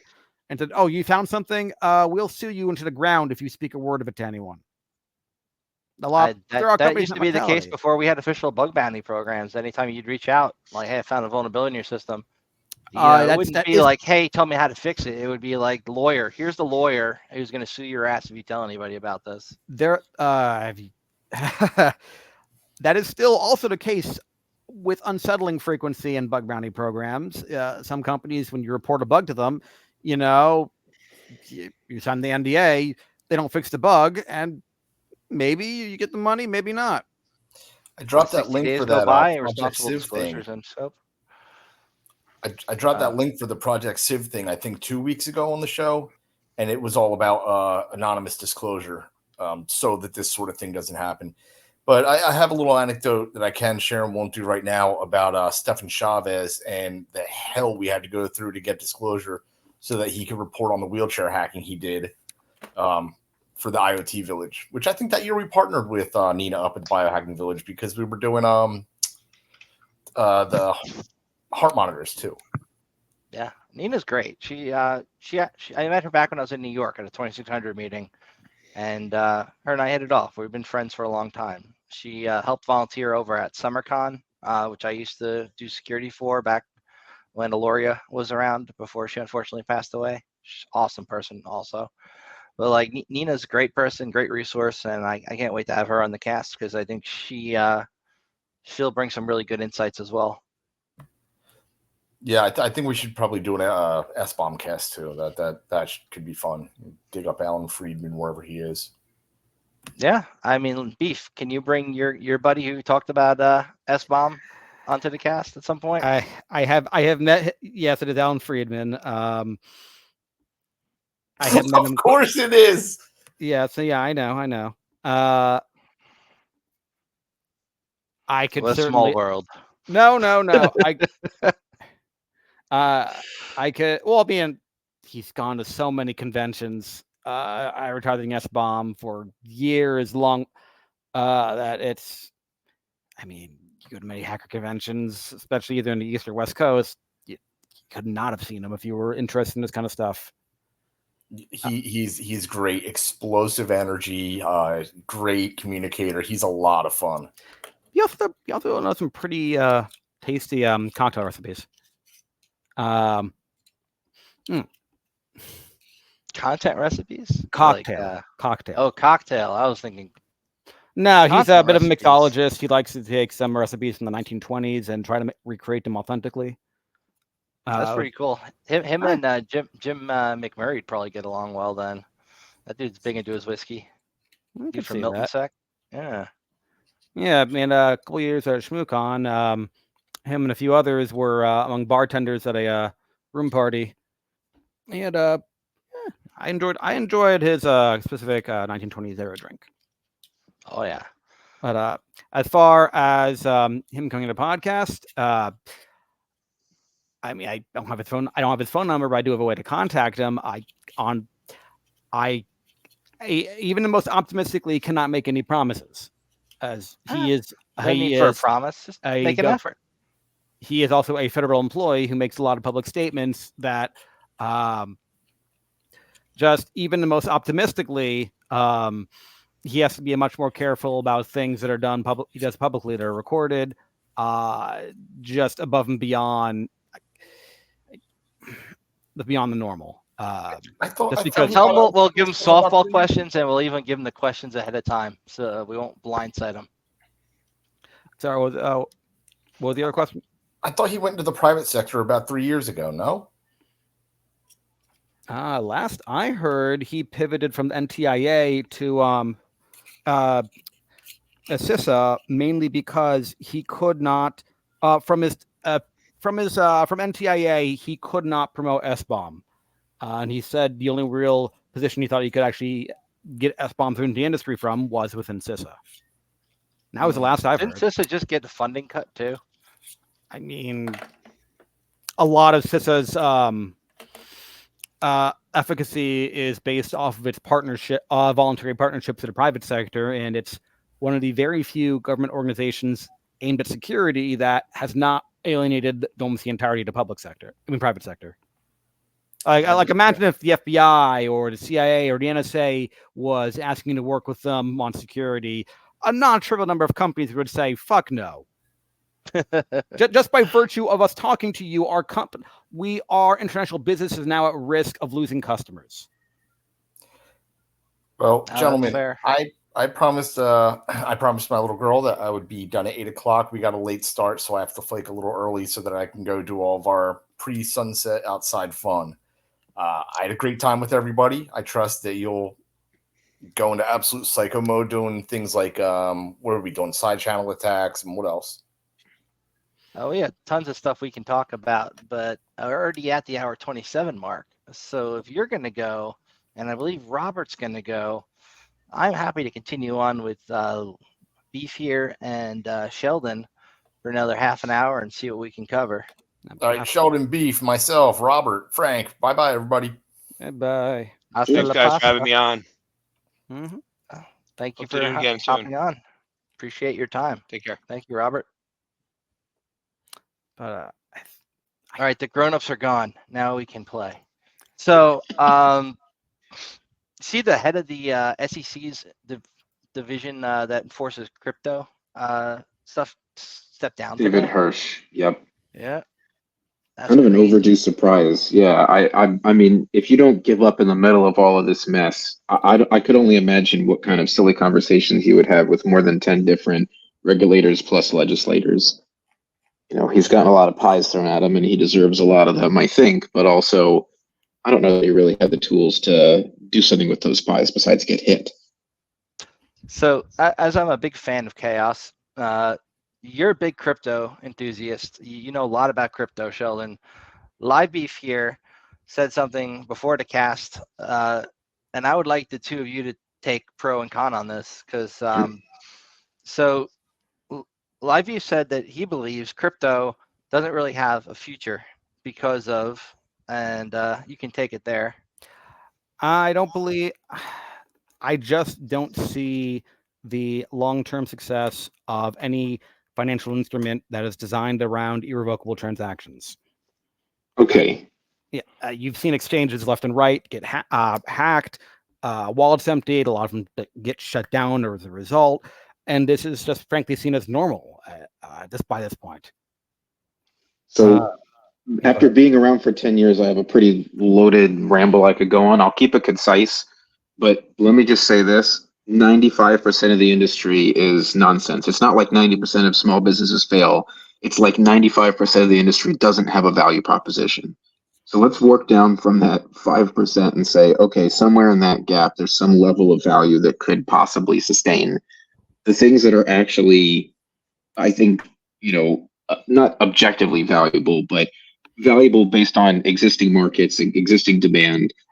There's a handful of things that I think have the capability to stick around. I can provision a GPU right now for training a model without giving my PII to Amazon if I'm willing to spend a bunch of time setting up a wallet with Akash for threefold or a handful of these other, rent somebody's VM kind of things. There's a bunch of these, awkward scope, limited value kind of, I'm doing air quotes here, protocols. I think there's a chance that less than 1,000 of them of value will live on. Obviously, less than 100 are likely to exist beyond my lifetime. I think that's part of the promise. The promise and the problem with blockchain is like, hey, it's going to be here forever. Is it though? You keep changing stuff. But yeah, I definitely have some sympathy to irrevocable transactions being moderately useless in a world that was not ready for asynchronous communication, that was not ready for permanent existence of metadata on the internet outside a third party's control or a third party's third party. So I think the industry is definitely a peacock right now. But I think there's a couple of feathers in there that are worth anything, like renting GPUs from a consumer market because you're short on Blackwell chips that you can afford or they haven't arrived yet. There's some valid use cases in there. I do struggle to stand up for it a little bit because I absolutely respect your position. I was playing around with some of this stuff before we had a lot of venture capital changing the way that these literal dog and pony shows have become. But well, I mean, there's dogs and I'm not talking about no pony show. I don't know what you're familiar with, but I wasn't even thinking about that. The bottom line is I just have to stand up for some value and also say like, yeah, probably 99% of the industry is just not going to fail, but intolerably annoying, useless, poor implementations. Like in that 5%, there's a lot of good intentions that also don't make it over the hump of, implementation not being crazy. So I thought I respect NFTs were a cool idea when they came out, and then they became just people selling JPEGs on the internet, which I thought was retarded. Excuse retarded. I'm not supposed to say that word anymore. I'm gonna put in the timeout corner over here. But I don't know. It's having some kind of weird pseudo renaissance. The word it's in a weird place. We're taking it back. Taking it back. Oh, can't say that either. You can't say that. That's the first I'm hearing about that. Taking it back from Clerks 2. Look up the reference. Yeah. I don't. All right, go ahead. So what I was thinking was like NFTs, like just as an example. Initially, I thought that was going to be like a really cool way to give somebody a receipt when they bought like an in-person piece of art. The piece of art they bought was legitimately that art, and like it was written to a record, and it would exist forever on a blockchain. And that blockchain would keep going because people would also be trading like cryptocurrency on it, was my understanding of it. Then it became just there's no physical art. You're just buying a JPEG that might exist like an IPFS somewhere. Or an S3 bucket. It's like a lot of AI generated like art just being sold as NFTs, and like the guys who bought the Bored Ape stuff, they're big out here in Vegas. They're heavily involved with like the NFT gallery, which is obvious, because they all bought NFTs.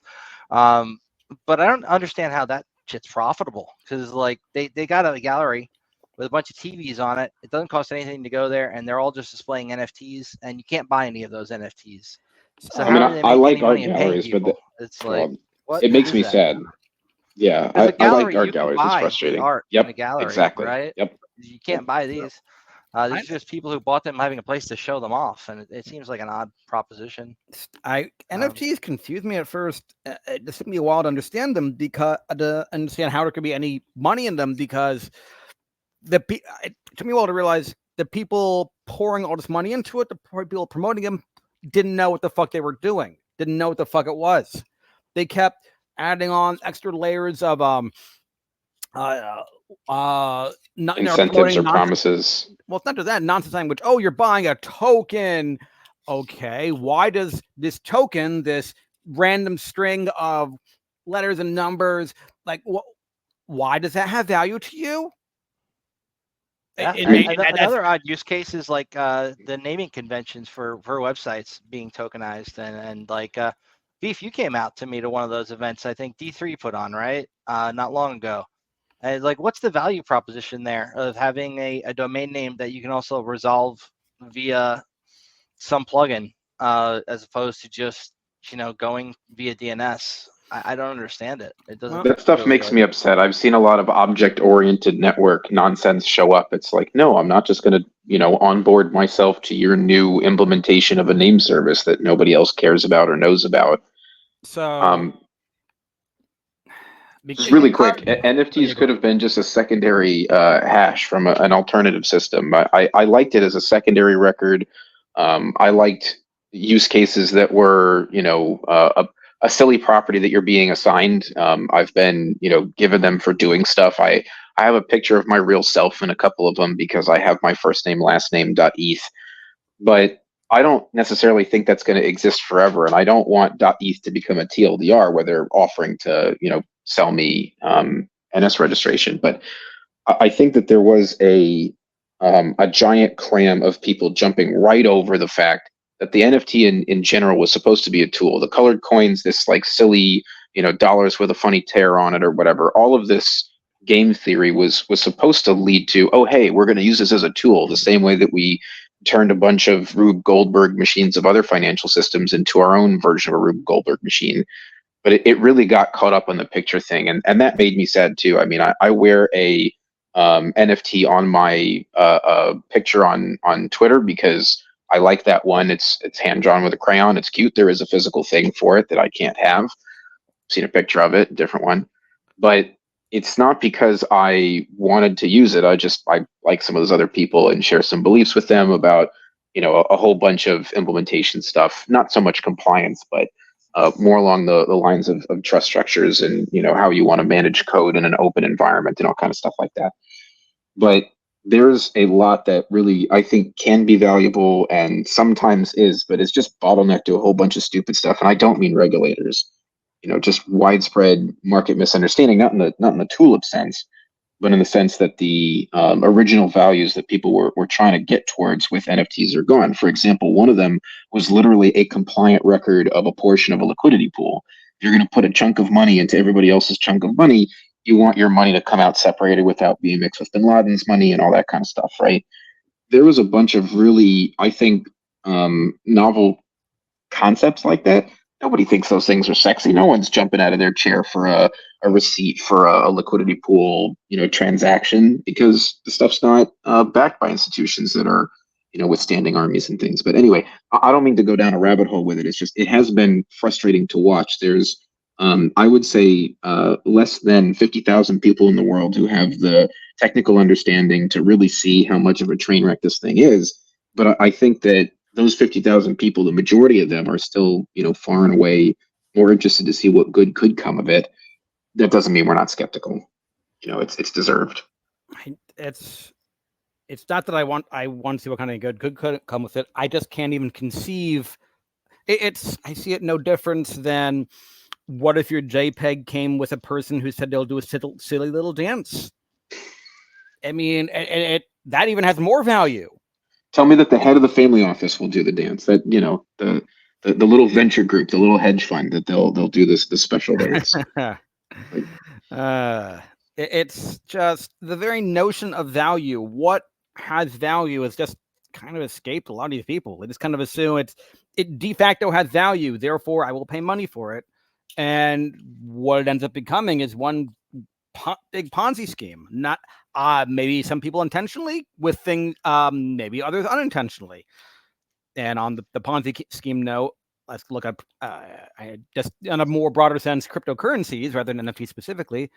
How many times did Ponzi coin get spun up and get money put into it? I know of at least 2 times. Did it have a third? Did it have a third run? I don't know. I've definitely been head in the sand for a little while. There was a good 5 to 7 years there where I was very active and tried to help people, but I've been head in the sand to some degree about manipulation scams, and until someone pulls me into something interesting, like people's what was it? I think it was BIP39 keys being decrypted and things like that. Interesting attacks from a 2048 RSA library that I've definitely paid attention to. But some of these, hey, we're just taking advantage of the ability to reserve a name and then, exploit a social movement around it. It's exhausting. It's frustrating. I remember one of the earlier assets that came out with this sort of feature, not a bug, of not having a value proposition. I'm not going to say the name because we're not here for that. They, after they were moderately successful getting, a few million liquidity put in by some different people, they started saying that they had a roadmap. What are you talking about? You didn't have a plan 10 minutes ago. You didn't have a plan last week. Your plan now is to provide value, and the roadmap ultimately ended with, like, hey, it's going to be a blog, and the numbers still went up. People still bought it like crazy. It was a hot animal coin for a little while. At no point with me recommending people to the official link on their page was it helpful to know that it was valueless. They were just charging it in the meat grinder. It was very hard to watch. I think that the more regulation comes in, the more that we stamp down the dumb stuff. But also, it's supposed to be an open environment. I want the dumb stuff to sort of set the bar for what a new institution should be expected to do with financial data in general. Not because banks are terrible or because I'm trying to make this political, but because the idea of, let's say a multi-billion-dollar cryptocurrency exchange saying that it has a few billion that it doesn't have, that didn't just happen because someone broke the law. That happened because someone was willing to be $10 billion worth of stupid and ridiculous. We got to that point, I think, because a market was willing to accept that.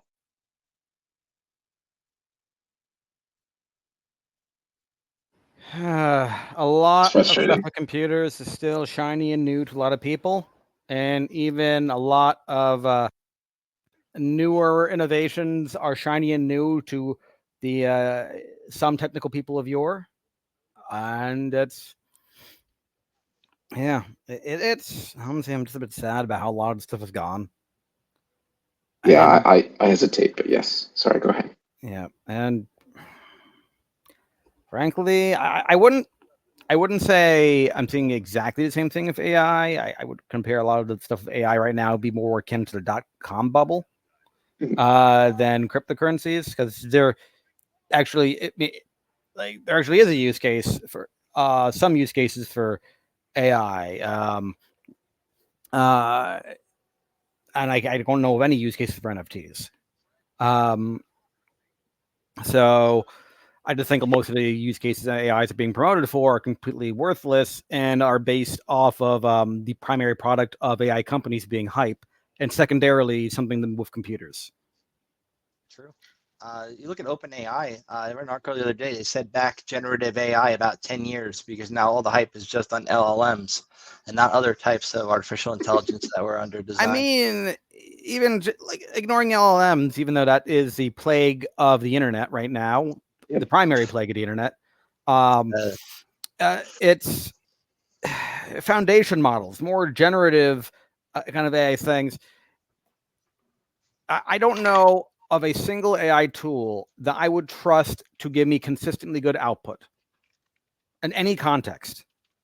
Now, I'll tell you, I should probably qualify the statement. in a context where I'm okay with flaws, where good enough is okay, then sure. But a lot of stuff is more hobbyist shit, like generating funny songs, generating some funny pictures. I've seen a use case for this with companies generating stock images or podcasts generating intro songs. I did that. But yeah, but for things like self-driving, it's still not good. Like, despite the ungodly amount of money put into it, it's still not good enough for self-driving in so many circumstances. And you still read articles about, it just misinterpreted what this person was on the road, or someone. The train. Oh God, that thing. That was ridiculous. I was gonna say, oh yeah, stopping in the fucking train tracks. I was gonna think more along the lines of that person who put a little bit of extra tape on a stop sign, and for whatever reason, that Tesla interpreted that stop sign not as a stop sign, but a speed limit is 80 miles an hour now. Zoom. What? And it wasn't even completing the S into an 8. It was a tiny bit of extra tape. That's rough.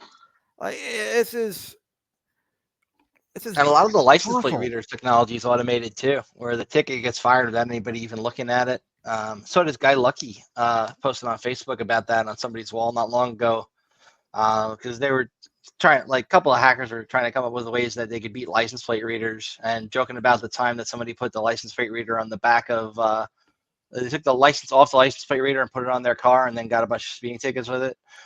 So the ticketed itself. But then he was talking about how if you get this kind of like special paint that can only be seen under IR, that you could literally write another license plate over yours, and when it goes to take the picture, it would get the wrong number and take the number from the IR version of the license plate instead of yours, and to the naked eye you wouldn't see it. And I'm like, that sounds pretty cool, but I don't know if it's true.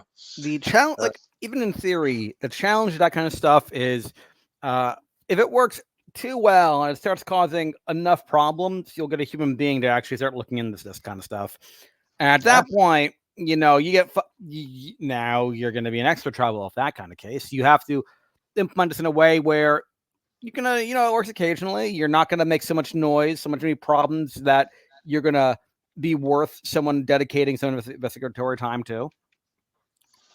I think like the facial rec stuff's a bit scary, because sometimes it is scary. You go on PimEye, you take like a random picture of somebody and it can find their social media and a bunch of posts. But sometimes, you take a picture of somebody and they got a few people who just look just like them, and it's scary because, I guess so. A lot of people really do have doppelgangers. Like faces can be repeated very, very closely, and the AI sometimes can't tell the difference.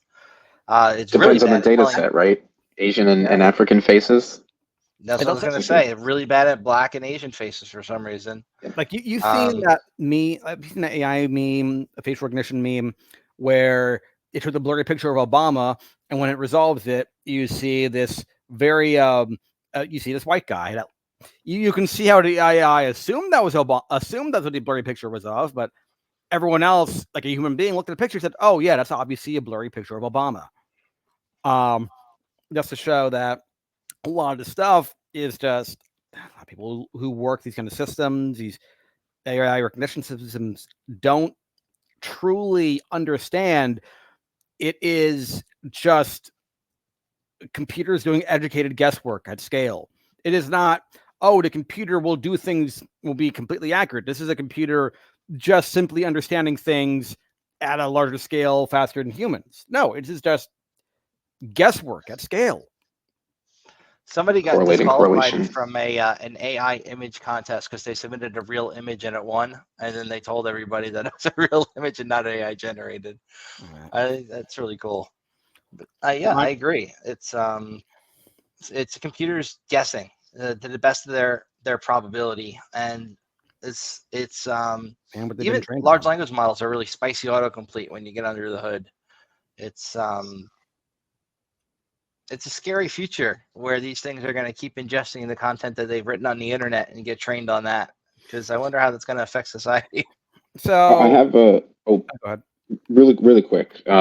We can drop the crypto silliness after this, but I should remember to bring this up because I've stood by it a handful of times.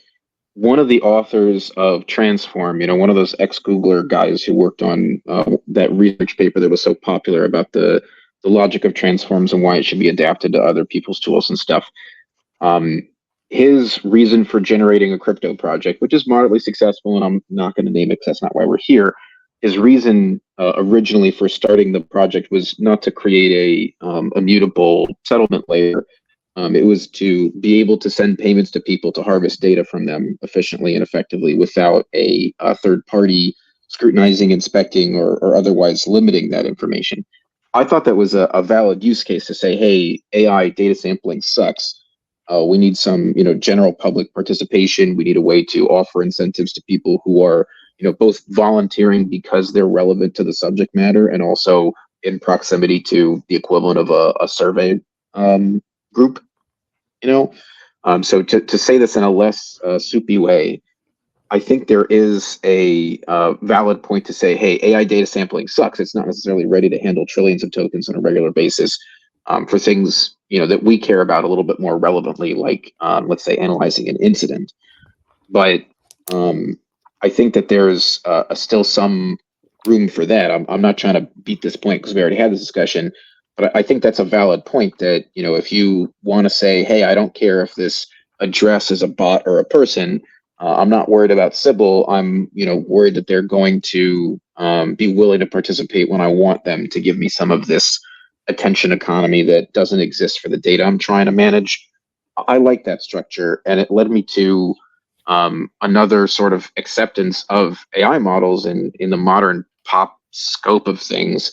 I worked on this project with a college student to submit a request to say, hey, why don't we do, as a product, a internally hosted, very, very model limited LLM? Because if you're going to ask for that kind of help from a maybe button, then it should be internal. It should have some level of supervisability. You shouldn't be pulling out things that you don't know, not just the regular, what's the dependencies, but also, hey, where did this data come from that somebody else harvested that says that, Jews run the world or whatever other silly thing that might end up in a data set that might, be considered irrelevant, right?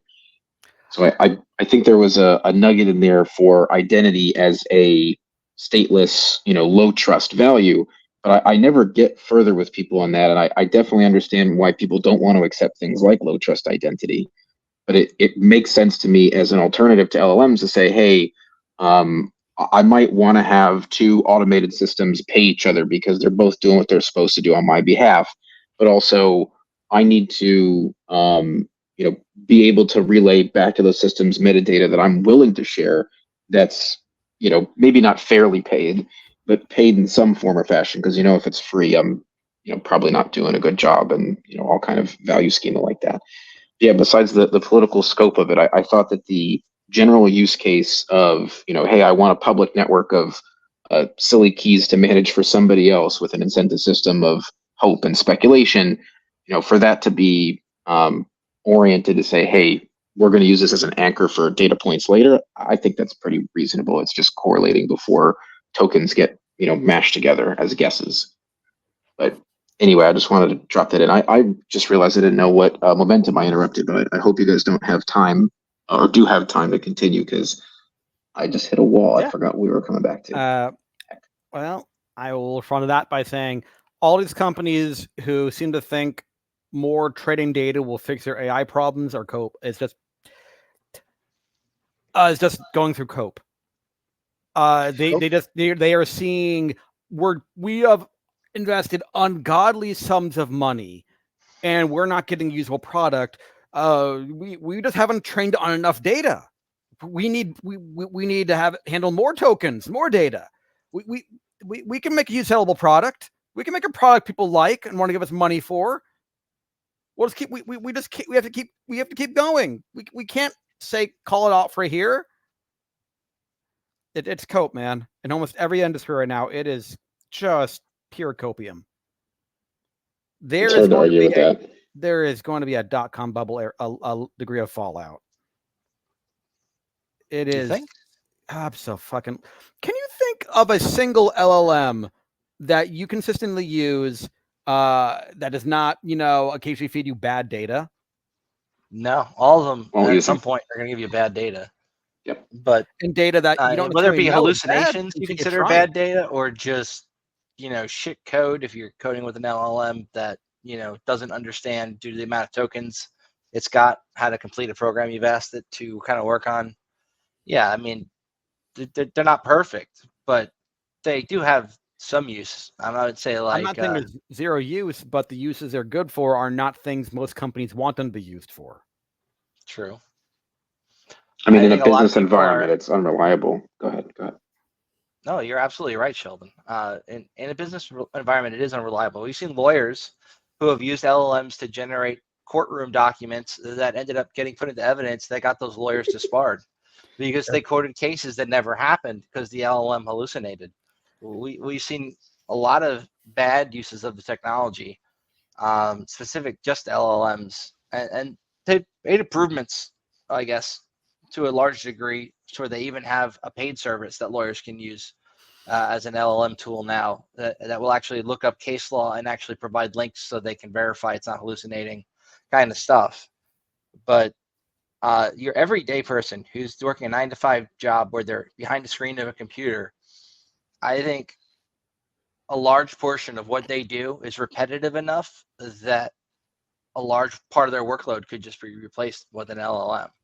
But that also assumes LLMs will consistently give correct answers, even for it the also same assumes input. that the data that they're uploading to the LLM is not privileged company information or proprietary, and that going to get incorporated into a new version of that model, which is also a scary thought. If you're uploading company info to like your chat GPT and then it trains on that and then spits that out to some other user, scary scenario for a company. Yeah, but it's like I can never really know what an LLM will tell me for any given question, because sometimes it just gives you a different response to the same input. Well, that's because the way that the LLMs work is they have a degree of randomness in there. If you ever play with like OpenAI Playground, you can kind of adjust some of those variables as far as the amount of entropy and randomness that it will interject in each question. Yep, and different models are better at different things, obviously, because of the data they're trained on, but there is use for them. It's just, I think they're being used wrong in a lot of cases. That randomness just occasionally giving you nonsense answers to standard questions. Like, I understand it's a high utility for randomness to make it sound more conversational, but there are certain things that have very clear-cut answers, and that randomness suddenly makes it not so clear-cut. A lot of people are using these technologies to even do research papers for them, and then that gets published, and then that becomes science, and that's scary.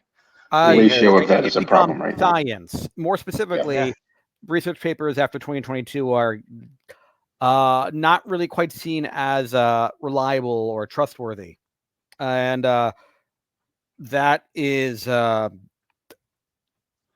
we are building a shit mountain. Eventually, it's going to get so tall we're going to be buried under it.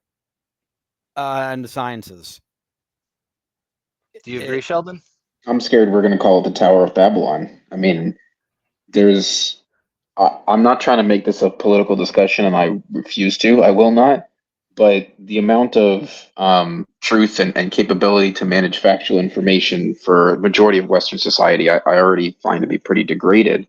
So to have this extra layer of, oh, hey, the Google that I've been trusting for 20 years told me it, so I'm sure it's fine. I don't know what Gemini is, but it just saved me from needing to click on a link to, read what this is. And they're not filtering out research papers from that tool. They're just showing people whatever what top 5 SEO results are mixed together, basically. So I think there's a chance we'll call it successful, even though it's not. People have long misunderstood science and scientific papers where people will share an article from one of these like BuzzFeed type science outlets that is literally just one study, hasn't been verified, and it hasn't been replicated. And they act like that's the truth, and then spread that like wildfire because it supports something that they believe. And it's a scary thing because that's being used to drive policy in some cases politically. And I don't like getting too much into politics myself. Well, Because, it's mechanically there. It is done in so many jurisdictions worldwide. It is not you're not making a statement saying it's a good or a bad thing. It is a thing that happens. yeah. So that statement in and of itself should not be seen as political. But it is a thing that Seconded. happens. Because nowadays, the grading of everything's stress is just political. frustrating. Yeah, to some degree. So, a recent ShmooCon, I had a chance to take of someone who had a business whose entire thing was selling a corpus of trustworthy data to train LLMs on.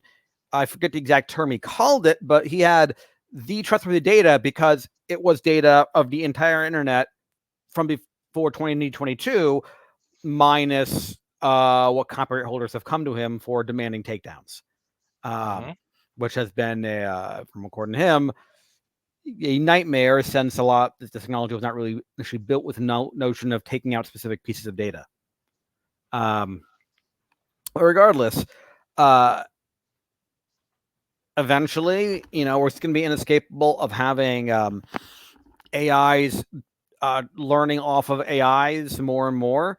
So you have garbage learning off. You have AI learning off AI garbage. That's how the second version of ChatGPT, GPT-2, got absolutely filthy overnight because they put a AI governor on it to determine what content was good or bad, and there was fault with the logic. So overnight it became like filthy minded.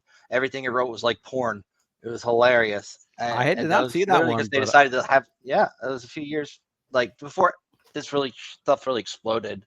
The LLM, the second model they had, like in a span of 24 hours, just was filthy, absolutely.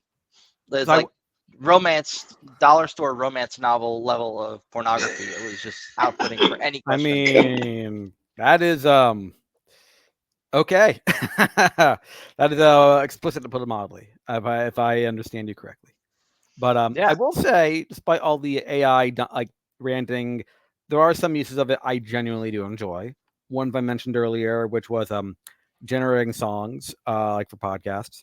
One service I actually use is called Suno, Suno. Despite the thing being run by apparently owned by Microsoft, it has it's pretty minimal on the filters, and things that are otherwise filtered, you can relatively easily work around. Just it is at times you can make early 4chan levels of edginess on this just by minor word changes, or maybe adding in an extra A into some of these words, or instead of using the exact stereotypical word, describe the stereotype and who it's associated with, and go ahead and sing it. It is shocking. It is so fun, but it's one of those things where it's only fun because it's not really all that popular. Agreed.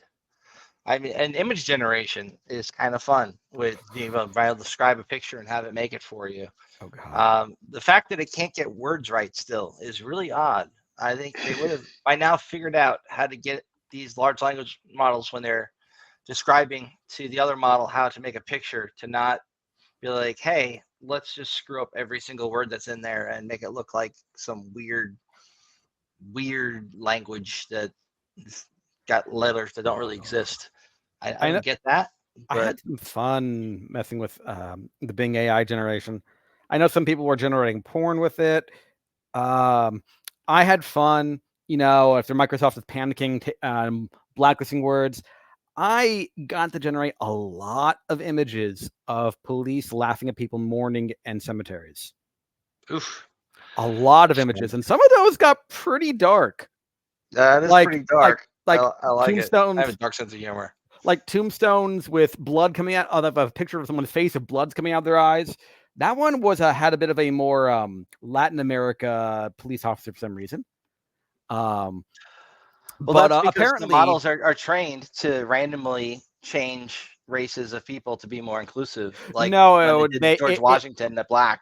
Most of the images were actually from Britain, or British or American. It was just that specific image was Latin American.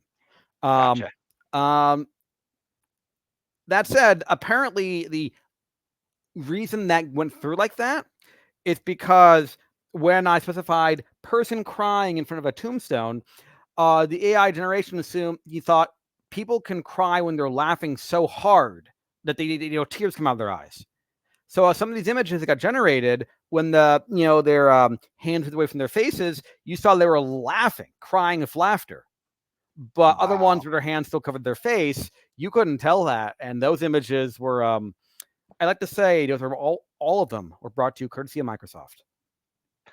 I just wonder how long it's going to be before an actual court case has somebody introduce evidence that was generated by the same tools that make deepfakes.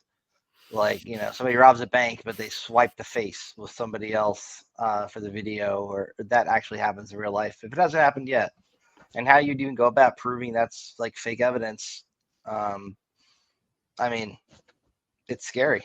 If you can't trust what you see in a video or in music, or you ever see that movie? Al Pacino was in it. It was called Simone. It was essentially got that. AI. Yeah, that that could happen in real life now. I think you could have synthetic an artist completely made up. Yep, yeah, they exist on Spotify. Instagram models who only exist that way. I think he's there's a pseudonym. It's like the top 27th artist on Spotify or something like that. There's millions of dollars going back to revenue for that artist. I can't remember the name. It's like Johan or something. It's just a false name. No one's ever claimed that, and the paper trail led back to Spotify. So I'm not assessing them of wrongdoing because I don't have enough details to make an assessment. But at the same time, there's 600 different artists that one individual is the pseudonym for. Is that person actually popping out all that music, which means they're producing like a few tracks of music, per day? I doubt it. That's are you guys familiar with Hugging Face, though? I would say that if I was in a court scenario when I needed an expert, that's the only entity I would know to call. I can't think of anybody else except maybe one of their partners who was in closer proximity to a situation. But even then, I'd be hesitant without their input. I feel like they're kind of the only ones. The Hugging Face is great. There were actually some backdoor models on Hugging Face not long ago. It's got to be difficult to detect when somebody pulls that kind of shit. But Hugging Face is a great resource if you're into AI and wanting to pull down local models, and or even pull down a model and not necessarily run it locally. You can run it on their infrastructure too, but it's very cool. I played with a few of their models. A thought just occurred to me. Sorry for interrupting. You hear that the former director of the NSA is now working for OpenAI as a board of directors? Yeah, that broke yesterday. Oh, somebody he dropped. Hopefully he'll come back. Hit the wrong button. Oh, I don't know how many people are still listening. 12 people. Oh, okay. Well, oh, he's back. Welcome back. Hey, welcome back. 13. Sorry, lit up one. But it happens. I accidentally closed the window earlier today too. Yeah, I don't. Go ahead. I don't think the purpose of the former director of the NSA getting involved in the OpenAI Foundation is for them to get data. They can already get that data without him being a part of that foundation. That's not the reason. I can't imagine that's the reason he had joined the board of directors. No. For those people who are worrying, it's for a different worrying reason. So for quite a few years now, the DoD intelligence community have been panicking about how they don't have AI talent. Oh, look at China's fighter jets that have AI targeting systems. We can't compete if we don't automate our military assets and automate, drone firing, targeting. And it is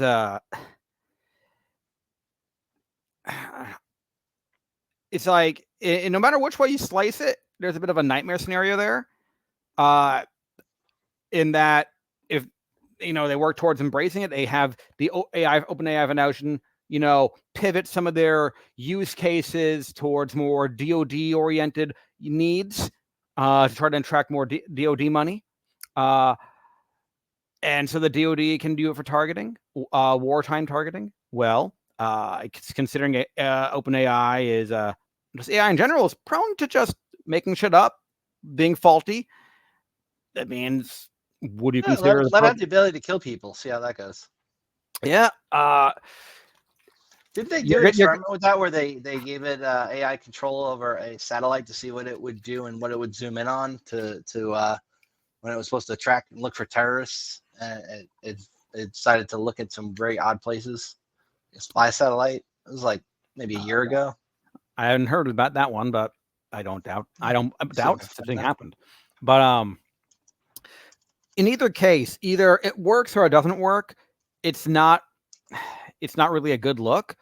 The only hope you can really have, the best future probably, is it both doesn't work and enough people in the DoD leadership recognize this to limit its use. I personally don't have much confidence that there won't be some horrific mistakes with a lot of mass casualties that'll happen before, its use is pared back. But I pray to God I'm wrong. So check this out. This program's called Precog. They actually named it that. And I shit you not, it stands for Predictive Reporting and Enhanced Constellation Object Guide. It was released March of last year. Is there no comedic Minority Report references? Because if they're introducing a little satire on top, I'd be much more comfortable. Oh, man. No, they didn't figure that out. I don't think they realized it. If they did, whoever did it is a genius too. You've snuck that by them and got that. Let me share a screen here, an article. I'm sorry for laughing so much. That's sad, but that's really funny. Yeah. So this one is number of satellites on low Earth orbit. Okay. So Slingshot researchers generated 60 years worth of synthetic constellation data with which to train Agatha system could differentiate, detect minute differences in satellite behavior, yada, yada, yada. I didn't read the whole article before sharing. I just saw that precog part, and I was like, what? Well, if they're naming Agatha, that's got to be the same kind of logical model. It might not just be a name. It might be literally that there's a, sort of master and two slaves, because that was the story from the movie, is that Agatha is the talented one. Yeah. So I think, is this like April Fool's? No, this is on 6/5. This is recent. This is this month. Slingshot eventually tested it against real-world constellations by identifying non-nefarious outlier satellites in operators' existing fleets. Program running on Slingshot's space domain awareness platform. It's like life is imitating art. This is crazy that this is real. Anyway, scary. I digress. Oop, I definitely don't want to share the whole window. And I can't get back to the StreamYard. There it is. Excellent. Some hacker I am. Can't track windows I got open. Boosh. All right. But yeah, there was definitely a story about this like a year ago where they had given essentially AI the equivalent of a joystick on a satellite to go look for stuff, and like zoom in where it wanted and then track what it would do and what it would look at. And it started looking at weird stuff like schools, like random things that didn't make sense for the parameters they targeted it for. But I found it interesting nonetheless. So one thing I just reminded of, I think it was reported that Israel used some AI product they purchased from some company to help them with targeting in Gaza, especially in the early days of the war, determine, where the where the terrorists, where Hamas officials are located, and that was, at least from my understanding, widely attributed to why there was so much civilian casualty. And it's just, well,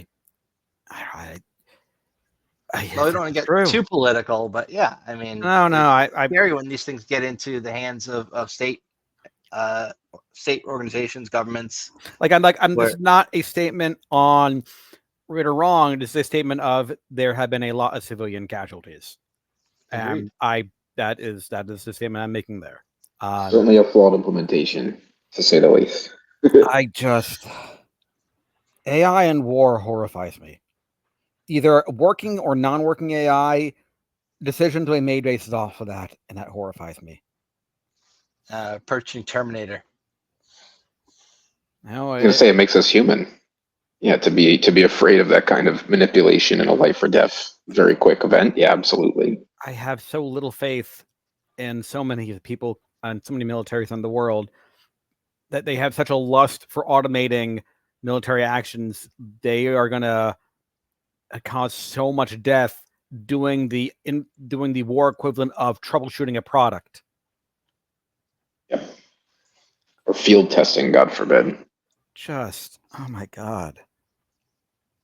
And what about those things that Boston Dynamics build that can walk and battlefield robots kind of stuff, like the dog they have that everybody knows about, and like these humanoid things that can navigate obstacles on the battlefield. Like that's terrifying. You're a soldier in a war, and you come up against that shit.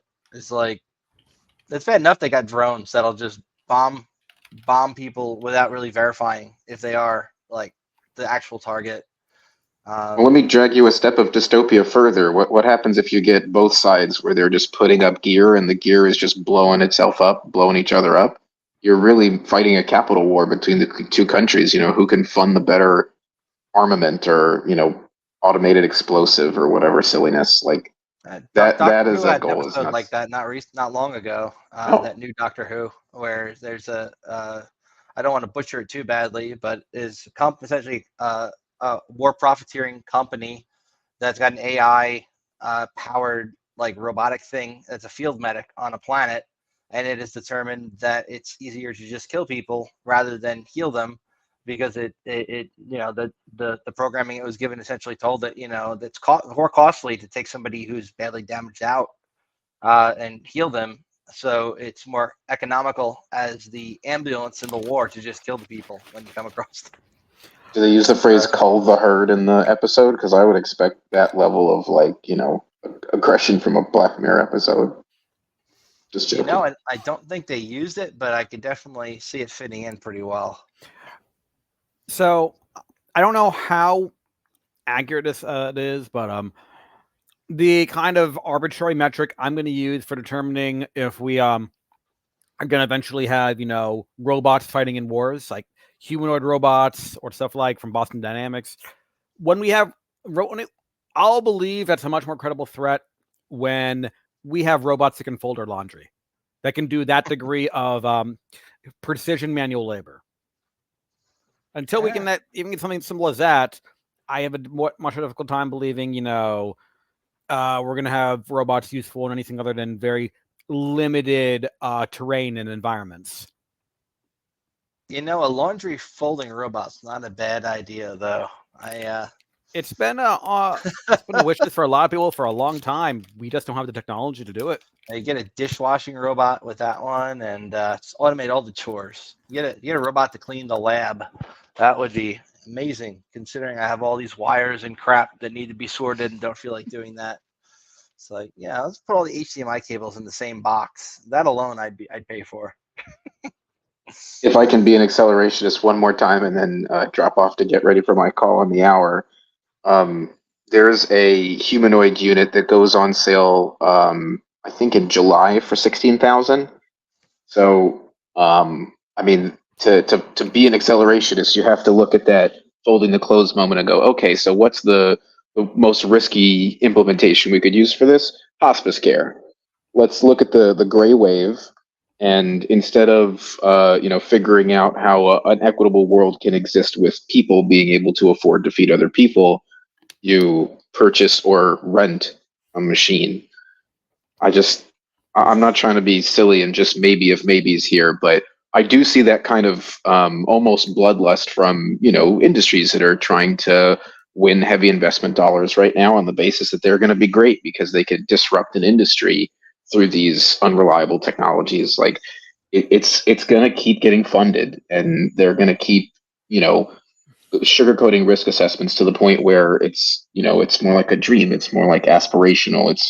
It's not just the best run of the road that the car company was given to the EPA. It was, on the dynamo.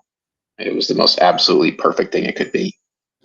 But yeah, So I've actually had somebody reach out to me to develop a similar system like that, and I told them I think it was a good idea.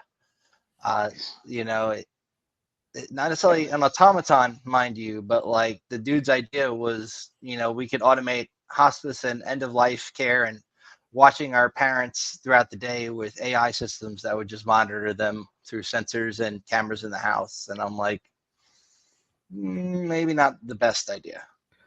Don't let me die that way, please. At least let there be a dog there so I can have some other living creature to be around. Maybe a cat. No, Grandpa's heart rate's going up a little bit. Let's check the camera. Oh, he's just masturbating. No, thank you. I don't need that in my You'll have life. a Boston Dynamics dog. Yeah, have the. Oh, God. I don't think the Boston Dynamics dog. No. He can come through the house and knock everything over just like my regular dog does. Yeah, Don't you bringing me the worry, paper and it'll be all torn up. They'll put some artificial dog fur all over it. It'll be like using they'll get someone to make fursuits to put, a fursuit on a Boston Dynamics dog. We're going to call it an avatar. Just we watch. can make companions for all the lonely furries who can't find love. Oh, God. There's a use case. That's rough, man. Damn. Well, guys, it's been a real pleasure hanging with you. I hope I get to join you at some point in the future, but I have a hard stop at the hour, and I need to do some stuff before I get to that call. So thanks again, guys. Like a great stopping point. Thank you for joining us, Sheldon, and hope you'll be on another one. Live Beef, you as well. I think we're going to end the stream now officially for those watching. So thank you all for joining us. We appreciate you. Thank you for spending your time, which is your most valuable resource, mind you, sitting here and watching this live stream with us. We'll probably be back next Monday about the same time. So try and catch us then. Thank you, everybody. Cheers, y'all. Bye-bye. And then we do the fade to black and hope it works. It doesn't. Ooh. Well, I'm still here. This is where I would play like the scene from the end of Ferris Bueller's Day Off, where he's like, "What are you still doing here?"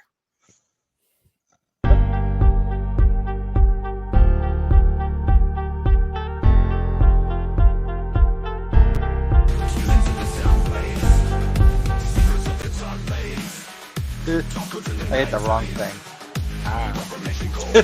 Well, I don't know if we're still live.